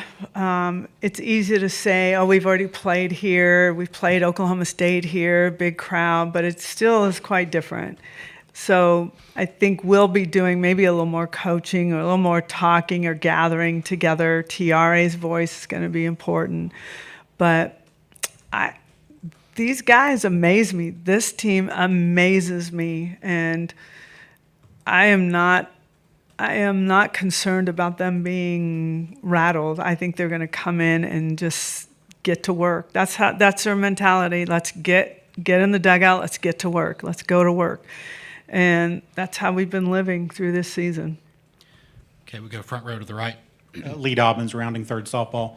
Coach, you're actually the second Gasso that has played for a national championship in the last week, with Jim Gasso playing for the NCAA national championship last week. Did you ask him for any advice coming into this week? Where is he? Did he tell you that? No, I'm really proud of him. I will say that it's not easy to be the spouse of a coach, whether you are the male side or the female side, because there's so much work that goes into it. And you're gone a lot, and he's been so unbelievably supportive. So when he started doing this, I was really excited for him. And taking his team to the national championship game for the Christian schools is amazing, and he was so excited about it, and I'm really proud of him. But he's been following my journey, or he's been on this journey, not following, he's been with me on this journey, but to see him get that opportunity, thank you for asking that, actually, because it's a big deal for our family. Okay, we go to the third row on the left, Cliff. Yeah, over here, Cliff Brunt, Associated Press. So you are kind of a historian, you've watched the game evolve, and you're a developer of talent. So when you hear that anybody hits 79.4, you know, as a fan of the game or as a developer of talent, what does that say to you? What do you think when you see that? It's pretty amazing, really. It's setting a new standard. And there's a lot of little girls that are going to be going, wow, I just hit 60, like only 19 more miles to go. Long levers. Pickens is strong and long levers, and she's been good for a long time. I mean, I remember her coming in here as a freshman and just like wowing everybody. And she's worked on her craft and gotten strong, and she's managed well by a good pitching coach. So it's great for our game. It's phenomenal. Some of the pitchers in this tournament have been just absolutely amazing. So it's a challenge for the Sooners, without question, but that's what got us here, is we love challenges. Okay, we go front row to the right. Brady Vernon, Softball America. Patty, you talked about last year just being so excited to coach again, and when you look back on this group from day one, have you found that fulfillment? I have. Maybe you're seeing me smile a little bit more. I don't know. That's what I've been told that I am. It's nothing against the team over the last 4 years. They've just been so good that my goal here was stay out of their way and let them go. If they need me, I'm here. And that's just maturity and elite athletes. Not that these guys are not elite here, but we're so new. And I'll share this. I mean, if you asked me back in October, I'd say, man, I hope we finish middle of the pack in the SEC. I didn't know, nor did any of us. There was a lot of things that we still had to learn. So it's been a lot of coaching. It's been a lot of push. And they've taken it and they've run with it and they want it. And that's the difference. They want to be pushed. They want that extra ground ball. They want those extra swings. They come in and swing on their own. They do things the right way. And that's literally why we're here, because they trusted in the coaches and what we were doing, and they just always, always want more. Okay, last question, second row left. Jay Upchurch, Sooner Spectator Magazine. This is for Gabby and Nellie. How does the support that someone like Dr.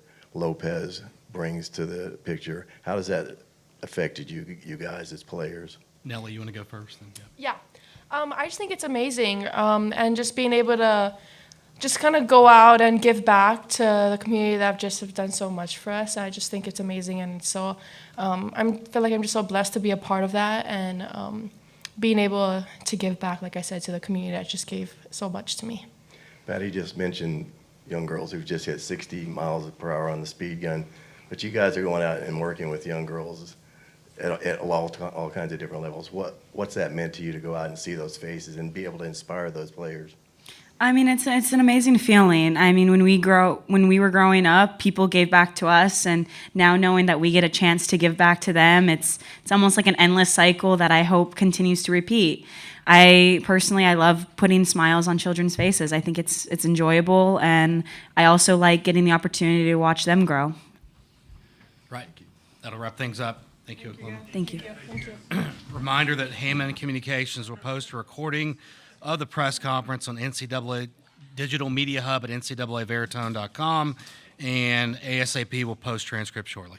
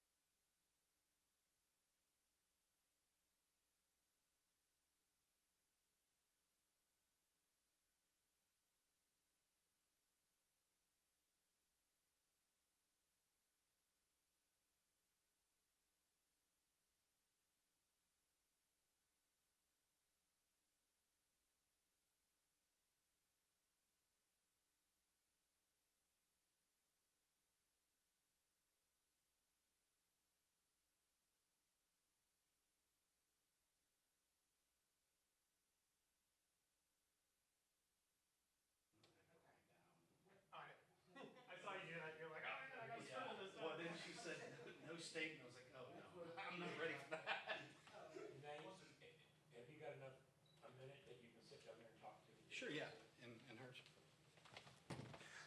Hi, I run UCLA softball. We will win all the national championships because I am in charge. There you go.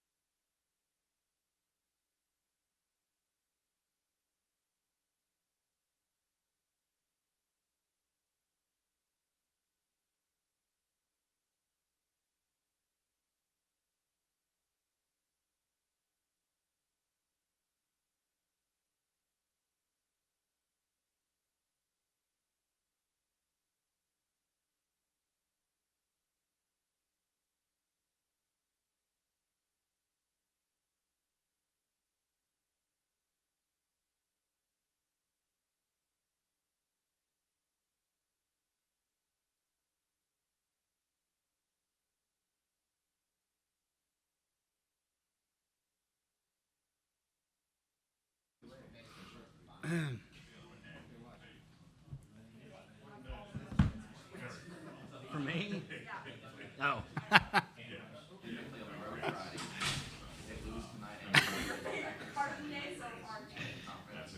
Your help. How about that? The not favorite part was when I said opening statement or question. She went, opening statement, and I'm just like 72 hands on them. I was like, oh no, I'm not ready. Yeah. But it makes sense. She didn't need to. They have so many questions. I like. We didn't get to 3 different people. You know, it's the only one I have to take notes on because so many people are just. Yeah. Yeah. Yeah. It's go time. Yeah. Yeah, that'd have been stressful. Yeah, just 3 more. Team ones at least. Yeah, yeah, oh yeah, yeah. Yeah, I think it's all based off when they practice. Yeah. Right, hotel.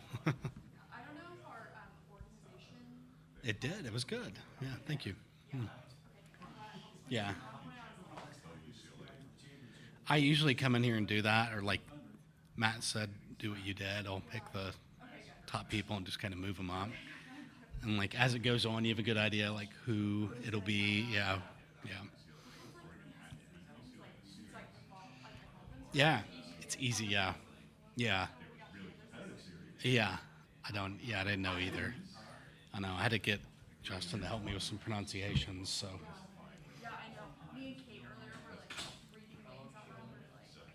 Yeah. Yeah, yeah, same.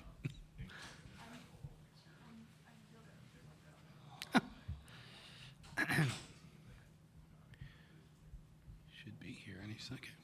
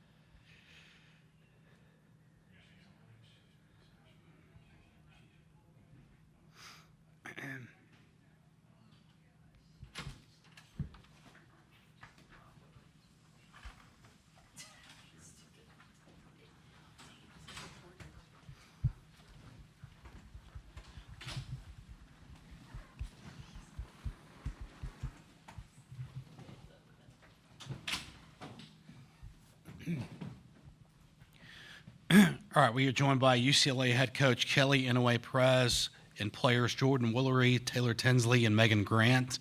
A reminder to please silence your cell phones, everyone, and then give your name and media affiliation when you get the mic to ask a question.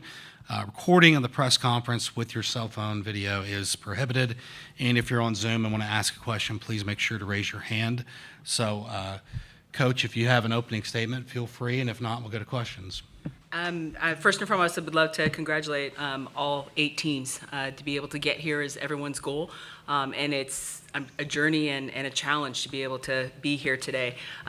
Also, always like to shout out, what happens here in Oklahoma. What they do to bring an event like this, create the noise, the excitement, bring in the fans. I think is a great opportunity. Also to USA Softball for just being able to also recognize some of the greats that have had outstanding careers. But today, this is about my team, my Brew and Bubble, and I'm so proud of their ability to be able to not only set out a goal, but to do what they needed to do to get here, and we're excited to play. So with that being said, I can't wait to get started. Okay. We'll go front row on the left right here. James Kreppe with the Oregonian. Kelly, over the 7 years that Missy's been there, what to you has made that series special? And it obviously predated her being there, but in a series that you guys had really dominated this season, it was the first time they took a series from you, but it was still very, very competitive. And the Brook transfer and everything else, what has made that a rivalry that has obviously continued in the Big Ten and been special? That's a lot you just put in there. But I'll just say this, respect for the program. We enjoyed being in the Pac-12 together. And I think one thing that I really enjoyed with Missy is the camaraderie that we had with the coaches in the Pac to be able to really do what was best for the conference. And it was a great day when Washington and Oregon joined us in the Big Ten, so we weren't the only team coming from the Pac. As far as the rivalry is concerned, it's the game. She does a great job. There's a style of play. They pitch, they hit, they defend, and I love that. I love playing against great opponents because it creates great opportunities, big moments, and she's done a great job of that. I think we're on the west side, so we recruit some of the similar athletes from some of the similar programs, so there's a lot of familiarity. But bottom line, right now, the history and everything that we've done is in the history books, and there's been great stories and great opportunities. But now, it's opponent number one for us. So respect for the program, but I look forward to just competing with opponent number one starting tomorrow. Okay, we'll stay front row left. Tim. Coach Tim Willard with the Los Angeles Times. What did you learn from that series? You played, a month and 5 weeks ago, and how does that affect your approach going forward? The Oregon series? Yeah, what I learned is that was an opportunity for us in the middle of conference on the road. And what I learned most is our best was yet to come. So we didn't play our best ball. We had a day. We had a day where we definitely showed up on day 2 and had a great game. Day 1 was a good battle. But day 3, we didn't finish out. That's what I learned at the end of the day. So I think my team and my players feel the same. At the end of the day, you go to every series with the goal of winning the series, and we walk away knowing we just didn't play our best game. And I think that really set the tone for us getting ready to be able to come through in games like we did in regionals and super regionals because of those lessons learned earlier in the season. So that's pretty much what I learned from that. Okay, we'll stay on the left side, second row. Brett Taylor, KZI9 Sports, Eugene. This one, Jordan, for you. Just as someone that was in the batter's box getting to face, the pitching rotation that Oregon had in that series, what do you feel like was the most important lesson that you guys learned, considering that what Oregon has presented this season in the pen has been, for the most part, completely brand new? It's obviously found a lot of success this season. Yeah, they did a really great job against us in the series, but I think we learned a lot. We have watched a lot of film, and I think we're more prepared this time going in. Like Coach I said, I feel like our best is yet to come, and we are still young, but I think we've gained a lot since those last month and 5 weeks, like you said, so I think we're in a really good spot now, and we're excited to play. Okay, second row left again, Eli. Eli Letterman, ESPN, for Jordan and Megan. I think there's a famous story about you being separated in the lineup and letting your feelings be known about that. But I'm curious about the relationship you two have forged off the field over the years and how that has spilled into the lineup to the point where it feels so important that you do hit back-to-back. Jordan, you can go first if you don't mind. Okay. Yeah, Megan's the best. I'm grateful to be hitting in front of her, and I feel like our relationship is so special, so it makes it easy to have someone you love, trust, and care about hitting behind you. I think that just makes our relationship so much better on the field, and off the field, I know Megan's going to have my back no matter what, and there's been moments where we're there for each other regardless of ups and downs, so I think just having someone so supportive and so loving, as a teammate, but most importantly as a friend, it means a lot to me. Yeah. I would have to agree with that. Just knowing Jordan from the start, we clicked immediately. Even before we even got here, and it was always when's our time, and we finally get here, and it's just a special bond you kind of can't break. Coach, I tried to break that by separating us in the lineup, but no, I'm just kidding. No, Jordan's amazing. I feel like everything that we've experienced, obviously being freshmen and then going from sophomore, junior now, our experiences, I feel like we've shared them together, and it makes it that much more special. So just having Jordan here is just one-on-one. Okay, we go front row to the right. Brady Vernon, Softball America. Taylor, last year was primarily just you and KT What has the addition of Addison been like? Just the three of you kind of working really, really well together.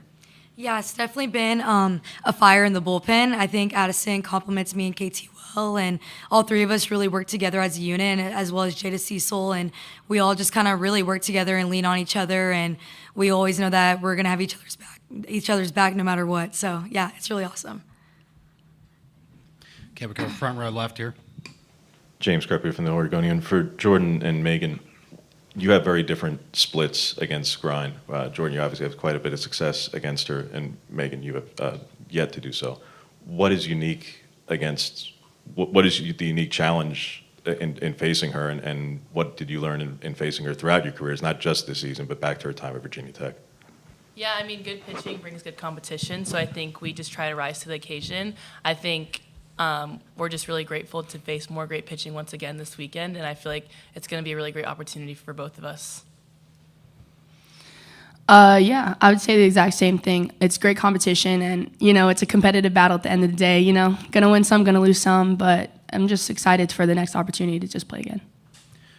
Okay, we go third row to the right, Justin. Justin McLeod from D1 Softball. I want to ask Jordan one specifically before I ask you both something. Jordan, that at bat where you ultimately hit the walk-off against South Carolina, on television they showed a still shot of you, and you looked very ready for that moment. Can you go back to that and kind of tell me what was in your mind, what was going through your mind that made you so ready for that moment that ultimately was so successful? Yeah, I obviously didn't have a lot of success those prior at-bats, so in that moment I was just praying, and I was just like, I'm so grateful to be in this moment and have another at-bat, because I feel like something good is going to come out of it. And Coach I always tells me the game comes back around, so I feel like it was a perfect opportunity for the game to come back around in that moment. So it was just really special, and we faced a lot of adversity, just with a lot was happening in South Carolina. So I was grateful to have my teammates' backs because they were so supportive of me that whole weekend too. So it meant a lot. Yeah. I'll ask Megan and Taylor about the momentum swing. You start with a loss in South Carolina. Jordan hits the walk-off, and then you guys come out and you finish the series pretty resounding fashion. How big is that momentum for you guys coming into this week to not only have won, not only to be here again, but to have done so in such a fashion where you really can just carry it over potentially? Yeah, I think what Jordan did was the hugest momentum shift, of the series. And for us, it always comes down to a belief, And Jordan started that with us, and we keep saying it to each other, just reiterating it, guys, we got this. We all know, with everything, we're gonna rely on each other, as a team. And when in doubt, just lean into each other, and that's what we did this whole series. Yeah, we talk a lot about just loving one another and really just playing for each other and just for the love of the game, and just kind of like we're kids playing wiffle ball all over again. So that's really all it is. We're just having fun out there, and we're loving one another and just loving the game. Okay, we go second row on the left, Eli. Eli Letterman, ESPN. Kelly, you played and began your coaching career at a time where the West Coast schools dominated this sport.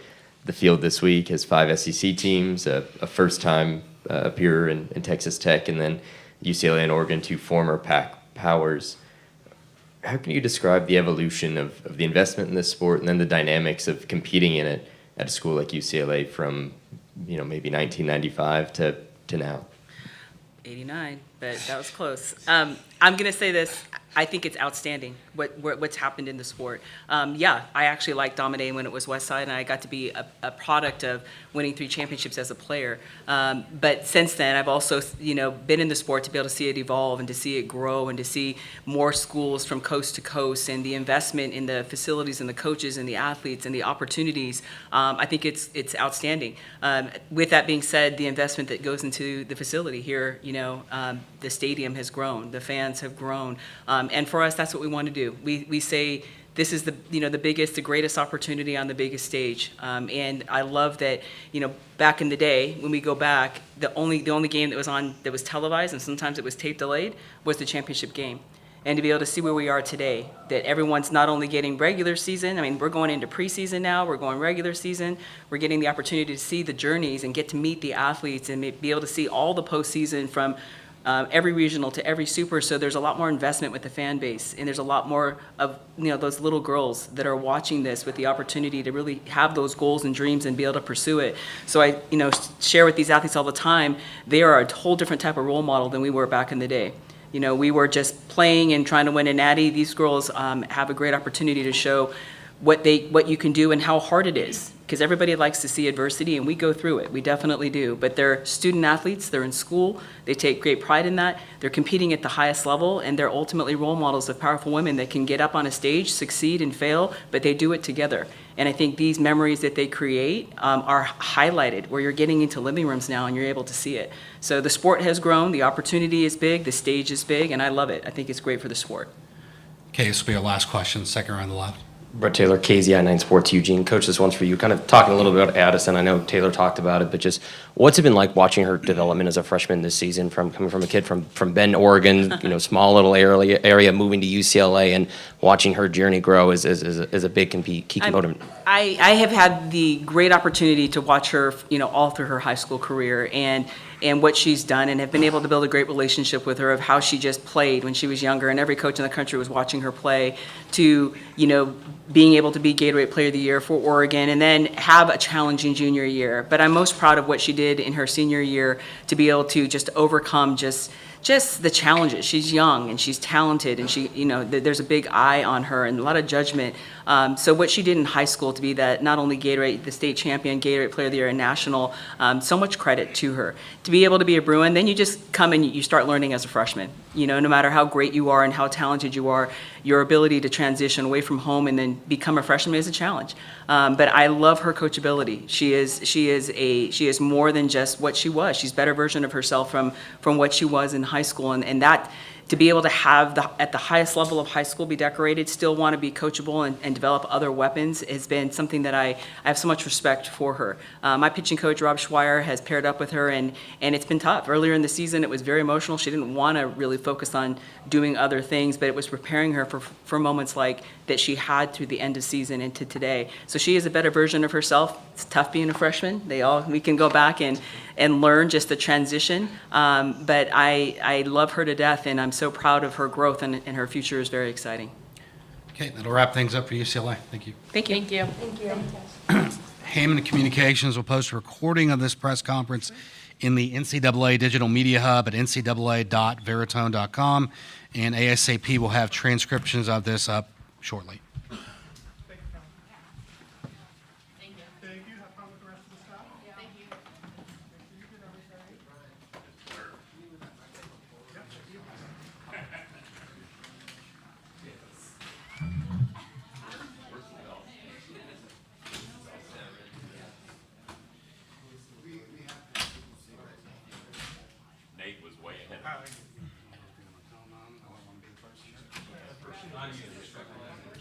Yeah, first one, yeah.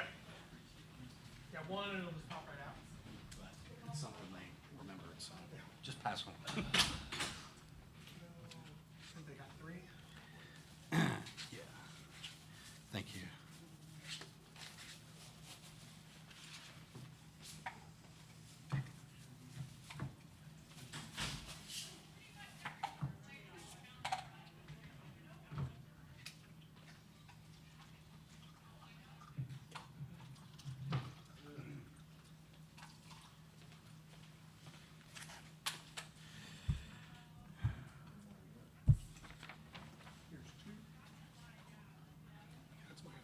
Yeah, that's what Justin told me, but I forgot to write that down.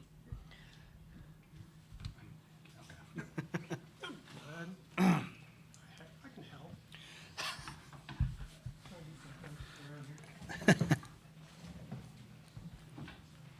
All right, I'll bring it in. Okay.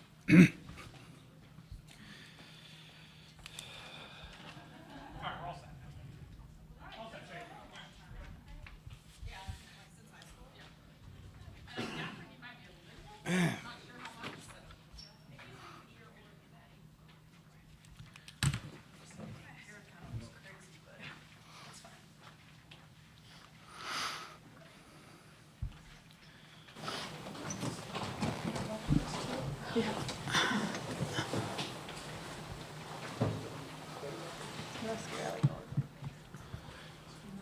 It's just like our water? Like Yes. no one's drank out of it? No. That's just Brand for new. show- just for show, Brand new. Karen.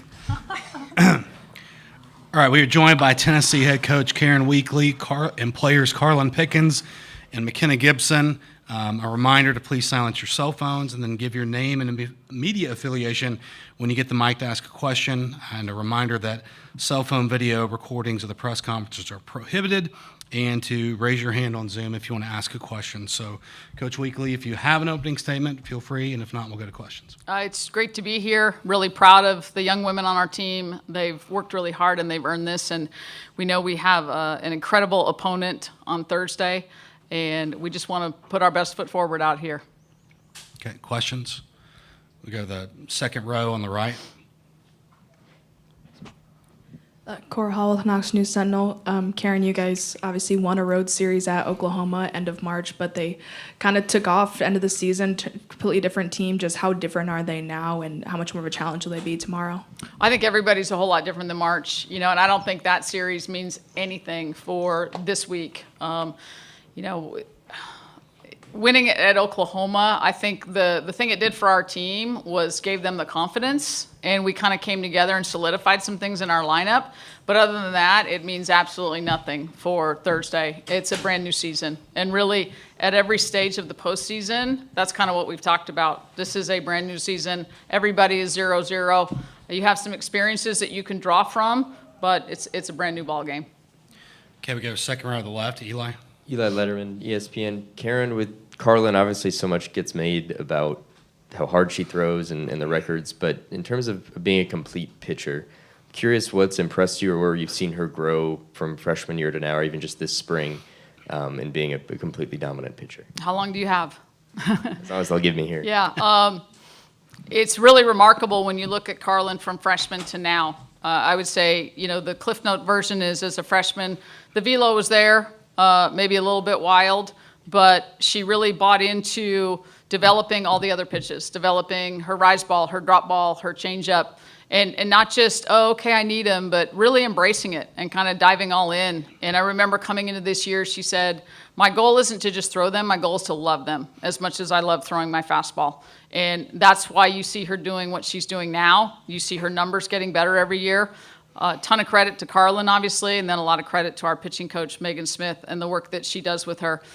You've also seen tremendous growth in her mental game, and that's, I think, the beauty of Carlin is how mentally tough she is, but it's because she's so honest and self-aware and accountable, and she's just going to problem solve. She's not going to get lost in dwelling on anything, drama, emotion. She just wants to go out there and figure it out and get better tomorrow.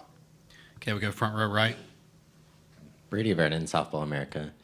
Karen and Carlin, you can talk to this as well. Just, do you think at times Megan, what she does with the staff goes underappreciated, especially going back and looking at Peyton and Ashley as well? I think she's one of the most underrated pitching coaches in the country. And, a lot of that is because Megan's a real family person. So when she's not pouring into Tennessee softball, she wants to spend time with her family. So she's probably not out there as much as some other coaches are doing things away from our team. That's okay. But she's fantastic at what she does, and I think the numbers speak for themselves. We've had an All-American pitcher for quite a few years running now, and, Megan's only been with us a short 5 years. Yeah, Megan, she's just devoted so much time into me and all of our pitching staff this year and previous years, like Karen said, having Ashley Rogers, Peyton Gottschall, we really love her, and she really just helps build us up, both on the field and off the field mentally, so really underrated for sure. Okay, we go second row right. Cora Hall with Knox News. If all three of you guys could kind of talk about this, but the poker chips that you guys have in your pocket every game, and I know it has your punch to kill, keep throwing punches on it, but can you talk about where the idea for that came from to actually have them in the pocket during games and what you guys have liked about that this season? Coach, if you could maybe start, then go down the line for me.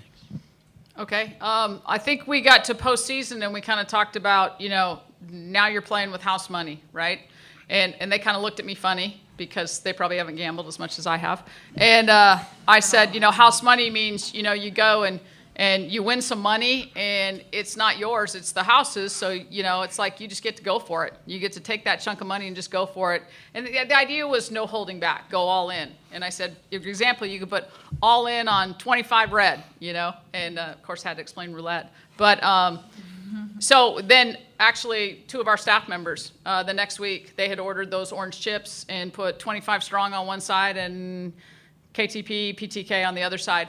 And we gave them to them before regionals, I think it was. Yeah, just to exemplify we are 25 strong and we are all in on everything we do. And I think that's the big thing is we are 25 strong.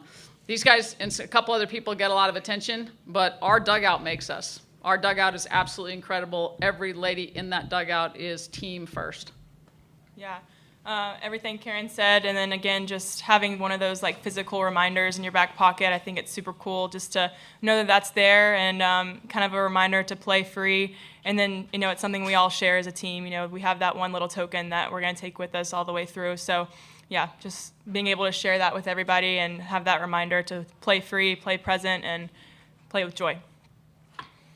Ditto to everything they said. At least for me too, like as a senior, it's really cool because each chip, I think we passed some more out over during supers, and they have like different sayings on it, whatever it takes, KTP, PTK, like just kind of different things that'll keep you locked in. But kind of like Carlin said, you know, we're 25 strong. It's kind of just a reminder that we're all playing for each other, and at least for me too, just a good way to, you know, look at our teammates and be like, just kind of lock in and play with joy, playing with them as our final moments come. But ultimately, it's just kind of a good thing for us to stay locked in and to play for each other. Okay, we'll go third row in the right, back corner. Hi, Noah Ram with the Gainesville Sun. Coach, just wanted to ask about how you guys potentially would go about evaluating SEC teams that you haven't seen yet this season, so like a team maybe like a Florida, and just is the evaluation process any different than you guys facing just a kind of team outside the SEC, or is it a little different because you have so many common opponents? How would you guys go about that as the tournament goes on? Yeah, I don't think it's any different, but and the beauty of it is, for example, you know, when we go to play a team, they might have played Florida the week before in SEC. So we might have seen Florida, even though that wasn't who we were really diving into. We've probably, as a coaching staff, gotten some looks at them.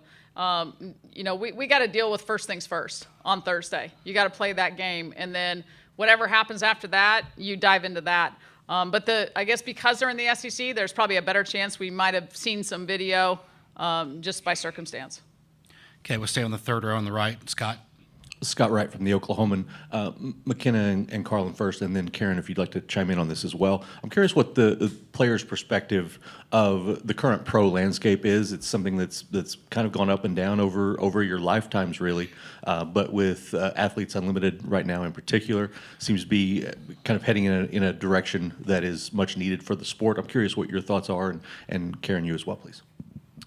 Yeah, I think it's awesome. It's a really cool opportunity for, you know, female athletes, obviously softball players, but just to kind of get a little perspective on, you know, what life after college is going to be like. And if you, I think it's a great opportunity to continue playing. We have someone on our staff that's been playing for a while, Aubrey Leach, and you got some amazing players that's played college in previous years playing for Athletes Unlimited now. And I think it's just a really cool opportunity to grow the sport and grow views, and just I can't wait to see the viewage grow in future years because it's kind of still a little bit underrated now, but just a really cool way to continue the sport, grow revenue for, you know, players and different NIL opportunities. So I think it's really awesome. Yeah, I agree. I think it's amazing to see where the sport has grown from when I was younger. You know, watching college softball, there wasn't Athletes Unlimited or anything like that. So it's a privilege to be a part of the generation now to where we get to go to that next level and really grow the sport of softball. And it's exciting to see that how much it's growing in such a short time and how it will continue to grow. So I'm very honored to be a part of that. I think any women's professional league that has been successful has had significant financial backing, and not just ticket sales and merchandising and things like that. And softball is going to need the same thing. And I don't know that there's anything official yet, but we've heard that MLB is interested in getting involved. I think Kim Ng is going to make a huge difference being the commissioner of this league. And it's a long time coming. These young women deserve it, and I'm just very hopeful that this is the one that actually is sustainable. Okay, we'll go front row to the right. Brady Vernon, Softball America. Just, McKenna, how have you seen this offense grow, especially with the youngsters like Ella and Gabby, who made a really big difference last weekend? Yeah, I'm super proud of this team. Just the way that we've been able to grow this season from, early on you kind of get a glimpse of what we can do, but we've played some tough teams throughout this season. SEC is a very tough conference, and I'm just really proud to see just the growth because we do have a young lineup and a young staff. So especially Ella, Gabby, they're really playing into their roles, and this is a perfect time for them to step up and be big and be bold with what they're doing. And we've had a lot of growth just both mentally and physically throughout the lineup. So I'm just really proud of this team and really lucky to be here, and that's what it's gotten us here too. Okay, we go second row on the right. Grace Osoli, SECsports.com. Carlin, we know your talent does go further than throwing hard, but obviously that does tend to garner a lot of national attention. Just hoping you can speak a little bit about what fuels those moments behind the record-breaking pitches and how it feels to just be a part of something that is so big for the sport. Yeah, well, I mean, immediate thought is my team. I'd say my team fuels really all of my pitching, knowing that they're behind me, knowing that my goal is to, at the end of the day, win for my team. So I think that is a big motivator for me to continue to push and grow as a pitcher and reach new heights. It's exciting to have that recognition, I'd say, but at the end of the day, it's really just about winning for my team and moving on to bigger things together. Okay, we'll go second row on the right here. Cora Hall, Knox News Sentinel. Karen and Carlin, I wanted to ask you about Sophia. For Carlin, just kind of how would you describe your guys' relationship on the field? It seems like sometimes she kind of knows when you need a little meeting, maybe makes you laugh. Just how does she help you relax on the field? And for Karen, I know you guys were one of the first power conference schools to really recruit her out of high school. Just how cool is it to see her journey come full circle with you guys and help lead you back to the World Series? Coach, if you want to go first. You can. Yeah, we had Sophia on campus probably in the 9th grade. This is back when early recruiting was the thing. And it came down to us in OU, and she chose OU. And she was just a player that, you build relationships when you recruit and build relationships with the families. And was really, really happy when I saw her name go in the portal and knew that we wanted to get her this time around. So fortunately for us, we did. Sophia has grown so much in 2 years. I think her first year was kind of like just sort of wading in and sort of figuring out how she fit and kind of her place with the team and her personality. And this year, it's been so cool to watch her just get more passionate on the field, play with more fire, just communicate at such a high level. And if you've watched our team, she gets better every single week. And you don't always see that with a senior, Sometimes they kind of plateau, but she just keeps getting better and has bigger and bigger moments for us each week. Yeah, the battery. I always say it's kind of like a two-man job, so I think she does a great job of knowing what I need to hear in tough moments, knowing when to come out to the mound and speak, and really just devote so much to, making sure that I'm good and before innings, if that's, a little pep talk or, just asking how I'm feeling, anything like that. She's always having great communication and does so not only with me, but the entire team, I think. And she's one of our most amazing players, amazing teammates, and I'm super happy and thankful for a catcher like her. Any other questions? Okay, we'll wrap things up. Thank you, Tennessee. Heyman Communications will post a recording of this press conference in the NCAA Digital Media Hub at ncaa.veritone.com, and ASAP will have a transcript up shortly.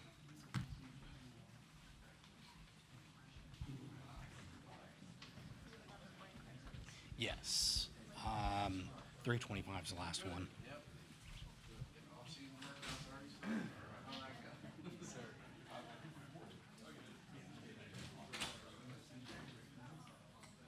I didn't mean to run off earlier. No, you're good, man. I was working. How you been? Good. Yeah. Good. Yeah. Just keeping busy. Yeah. Not working with Kaylee Joe enough, but she did fill in last night for us. And was a champ. She's really good. I texted her. Of course, our Waco station texted me at 8:30. Hey, do you have any bicycles video you can send us? They came out at like 9 this morning. Why are you guys like, and nobody's at the station. And I figured she was at dinner, and somebody's like, I think Kaylee knows. Yeah. You do this, and this.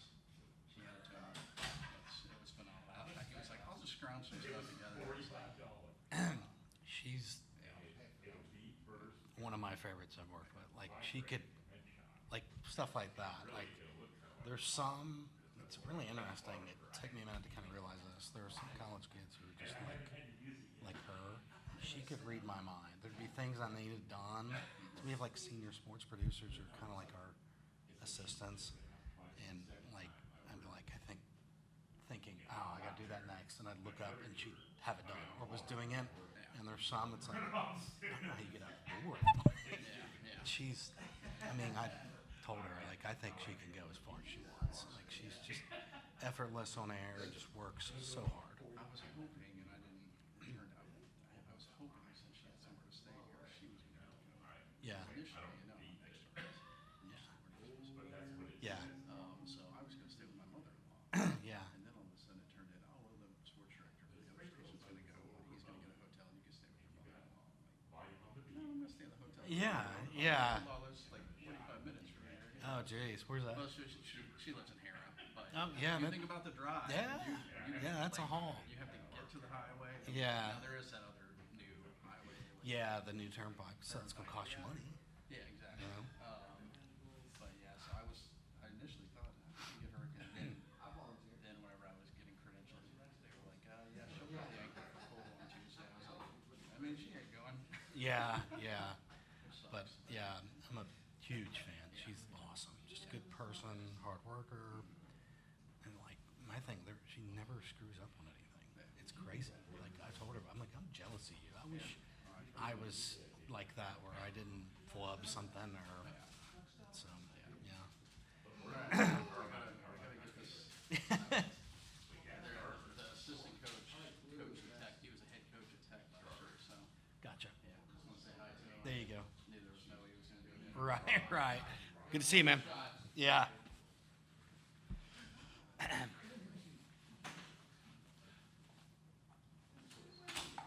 Oh, great. Sherry.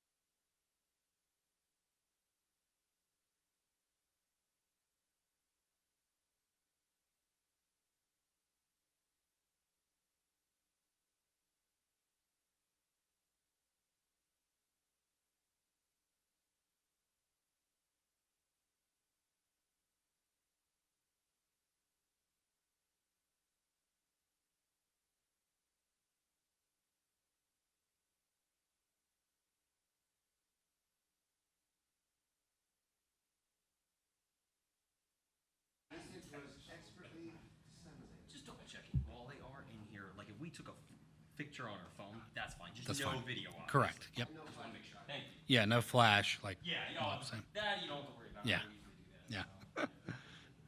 Too many, watching other people make that error.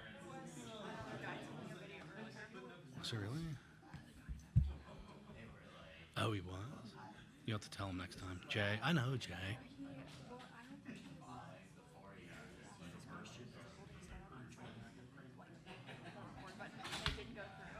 And so I like kept watching it, and he didn't notice that it didn't start.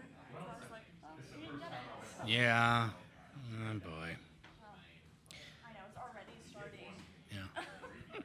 Troublemakers. You just need like a rule. Yeah. I don't know if that's fitting for me or not. I think it's probably not. Yeah. This is like a sport ball, like they do cats. Stop it. You need one that can like split. Yeah. You didn't know. The water is Yeah. I don't know. Would be fun.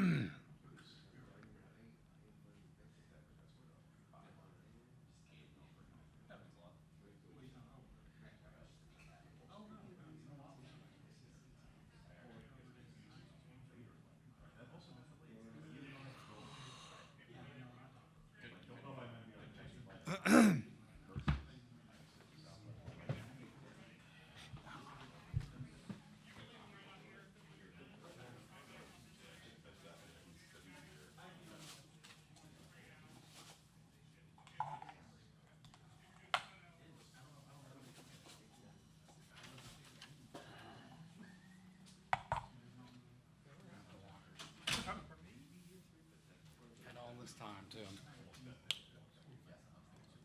minutes early.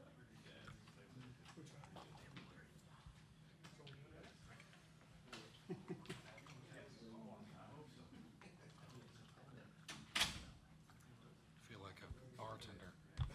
Hey, I told somebody earlier, they're like, can we put our smoothies in here? I'm like, you can put whatever you want. There's Yeah. nothing in there. There's nothing that says what needs to be in it.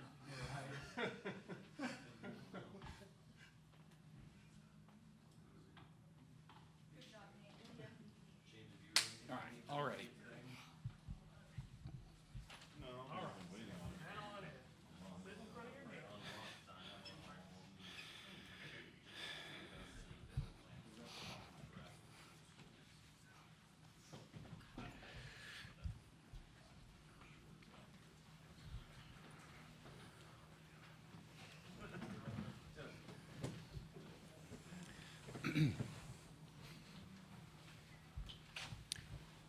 All right, we are joined by Oregon head coach Melissa Lombardi and players Kai Lushar, Lindsey Grine, and Paige Sinecki.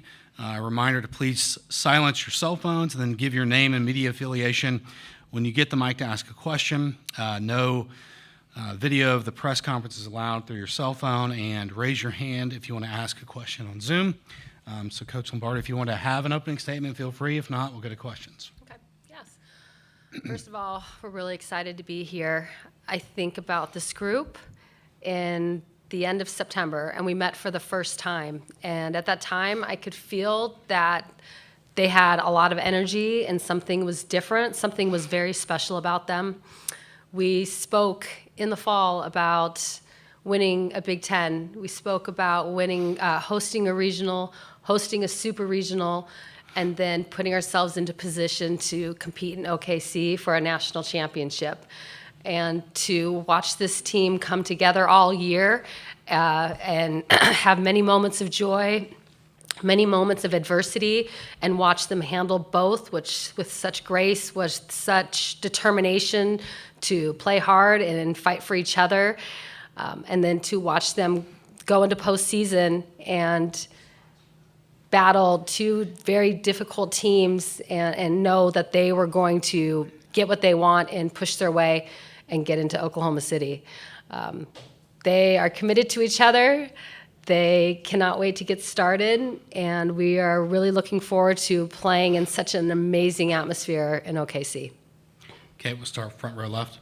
James Creppy with the Oregonian. Missy, following with that, talking with Patty earlier, she volunteered that one of the things that you had mentioned to her this year, that you felt that this was the right team.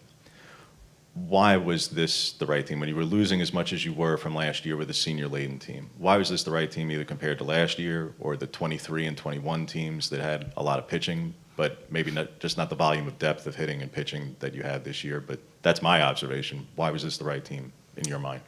It was the right team. I think of all of our versions prior to version 7, and they have helped prepare us to get to this point.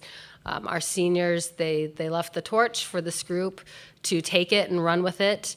But again, just in the fall, you could just feel such a difference with this group. There was so much more depth with this group in all areas, just with our culture. And I think of Kai and I think of Paige and what they have done for our culture this year and the leadership that they have provided.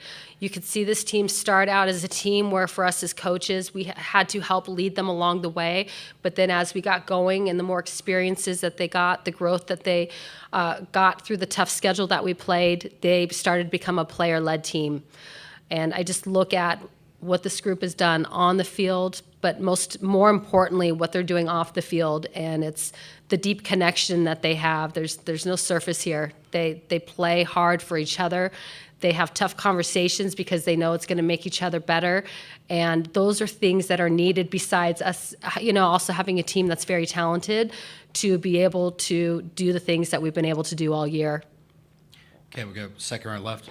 Brett Taylor, KZI 9 Sports, Eugene, Oregon. Coach, for you, you talked about the adversity this team had to overcome this season, but your journey here at Oregon has been one faced with adversity from 2019 to 2020 and COVID and losing half a season. Just what are some of the lessons you learned from your first 2 years that you were able to take in this season that allowed you to develop and grow these players and help get this squad to where they're obviously here today? First off, every version that I've been a part of, every one of them has been so special. And I think of version 1, and it was a tough year for us. And you know what? We didn't feel sorry for ourselves. We stuck together, we battled through, and we had a great year. And I think of the next year and having to go into COVID and again, dealing with some tough times. But as a group, we always stuck together and pushed. We could either push through or feel sorry for ourselves, and we didn't want to do that. We wanted to push through and absolutely compete. And so just watching each version layer onto the next version and get them ready for what's next. Sometimes you just want something and you want it right now, but you need to,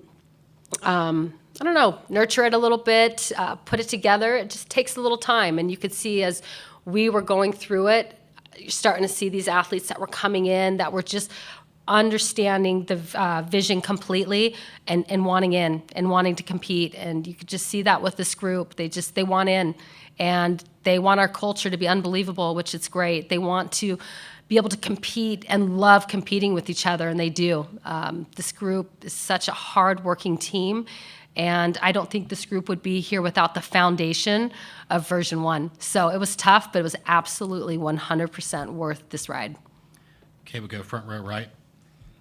Brady Vernon, Softball America, just to the players, to that point of just where this program's come in, built up from the ground up. What is it like watching a coach do that and just putting all your faith into her? Kai, if you want to go first and go down the line. Yeah. It's just incredible. I think like we grow, but coaches also grow too, and it's super cool just to see like our journey and everything that we've been through together and where we're at right now. It's it's just amazing. It's indescribable, honestly. Yeah, I think watching the amount of work she's put in, obviously coming in as a transfer, I met Coach this past year. She really cultivates those relationships off the field just as she does on the field. So she's bought into you as a person before you as an athlete. So I think the way she's gone about making us a family and inviting us all into hers has shown up for the success that you guys have witnessed this season. So I'm super excited to carry that on. Yeah, she's told us to trust her from day one, and I know all of us, especially the senior class, has just really bought into growing with her, and that's something that she's been able to do for us these years, and just being able to trust someone that's really helped us become great, young, and strong women. It's just so cool that it's bigger than softball at the end of the day, that she's trying to grow us for something bigger in life, so I think that's something that's been so awesome to have from her. Okay, we go second row left to Eli.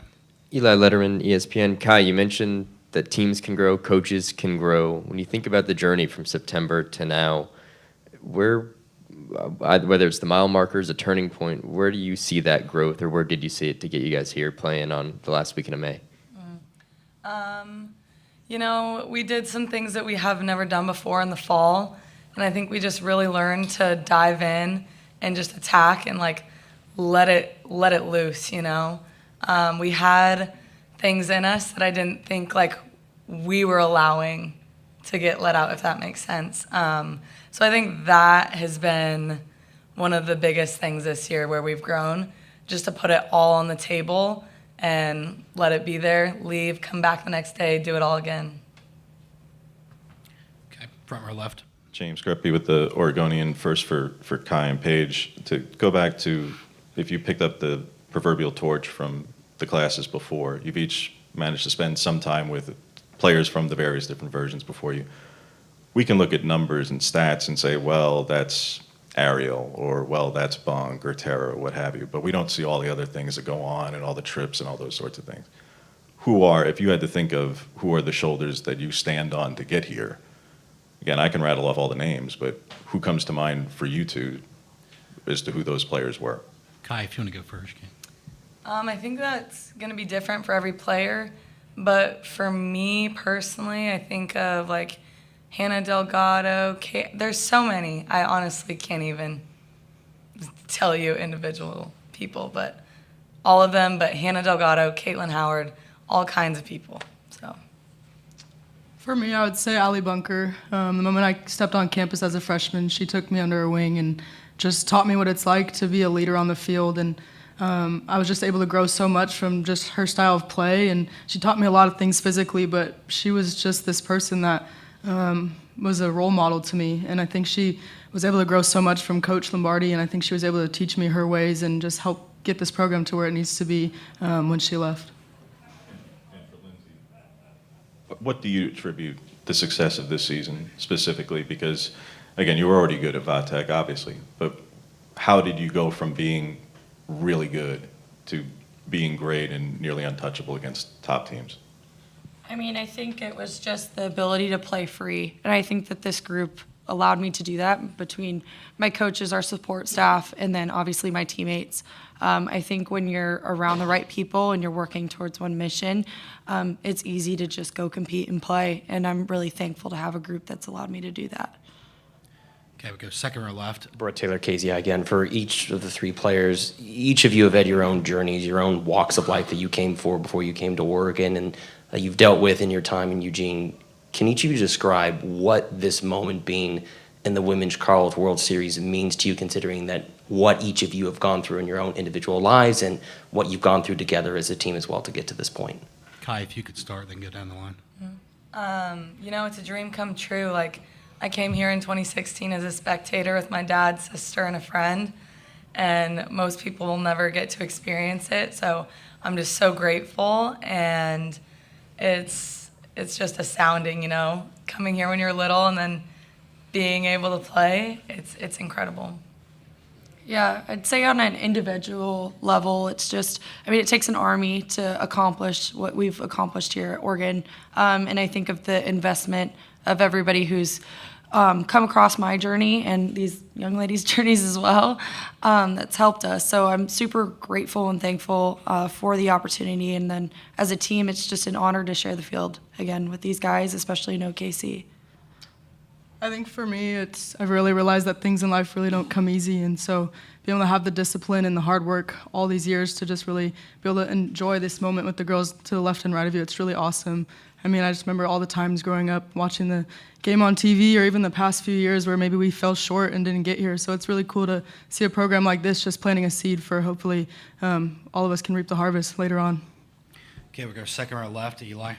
Eli Letterman, ESPN. Melissa, you've compared this team, I believe, to Sid Romero's freshman team at OU, and I'm curious what parallels you see there in this group, and also off of what Kai said, maybe what you guys did differently in the fall that brought some different things out of this team. I think about that group, and it was the same. It was a mixture of a young freshman class sprinkled in with some different, some older athletes that were experienced, and some athletes that were juniors and sophomores and juniors that were experienced. And so just going through this year, this group reminds me of that. I mean, the two teams are very different, obviously, but then similar with that. I think about our freshmen this year, and we talk a lot about taking on strain, and everybody needs to have the ability to take on strain, and usually you see that more through your upperclassmen that are experienced. And our upperclassmen have taken on a lot of strain, but then to watch our freshmen like Riley and to watch Stephanie Mayaki and just all these other guys, they've been a huge part of what we've done. And that's attributed to this group right here, our seniors, that have forced them to play at a high level. And I think about that in Coach Romero's year. They were forced to play at a high level from experienced athletes. And so to see our freshmen stand up to it and say, yes, let me know what you need me to, for them to, our seniors to ask them to play at a higher level and for them to do that. And so to me, that is the leadership that we have here that I'm really, really proud about. We have such great leadership on and off the field. They trust each other so much. They work hard and play hard for each other versus themselves. And I think that's really important when you're doing something like this and competing for a national championship. To speak on the fall, we got to do some things that were different than we've done before. We needed to push ourselves. We've pushed ourselves before, but we needed to push ourselves in a different way. And by that, we needed to understand how to do challenging things and not be stressed by challenging things, but to embrace and to enjoy every minute of it and the opportunity of it to get to versus have to. And I think the lessons that we learned in the fall really took us into the spring and set a really good foundation for our non-conference schedule. And then from there, that preparing us for our conference, and then again, preparing for postseason. Okay, we go front row right. Brady Vernon, South America. Missy, Lindsay's had a great season, but how much does also Elise and even Stacy in this postseason played into that as well? They've all played into it. We've talked all year that if we want to be standing here, we have to have a staff to be able to do that. And what I'm very, very proud of is our staff and what they've done. This staff is different. This group is just different, but our staff is different as well. I love how much they love each other. I love that when they take the ball from each other, that they hug each other. And when they do that, it's saying, I got you. I will finish this for you. They work on their craft, but they also work on each other's as well. They're very aware of what the other is doing, and they're a team within a team. And I think of softball, and it's about pitching. It's always been, and you've got to be able to have that staff that can handle different looks that they're going to see. And I love that our staff can do that. I think about Stacy Chambers. She was injured in her first weekend, and then from there had to get some things situated and rehab and get back. And so it was just taking her a little bit to get back to where she needed to be. And Indiana, we're playing them. We're in the bottom of the seventh. Game is tied up. She hasn't had a lot of innings, and it says, Stacy, let's go. because she was the matchup. She's a competitor, and I knew that she was going to get it done. And that's what I think about with every one of our pitchers. Okay, that'll wrap things up for Oregon. Thank you.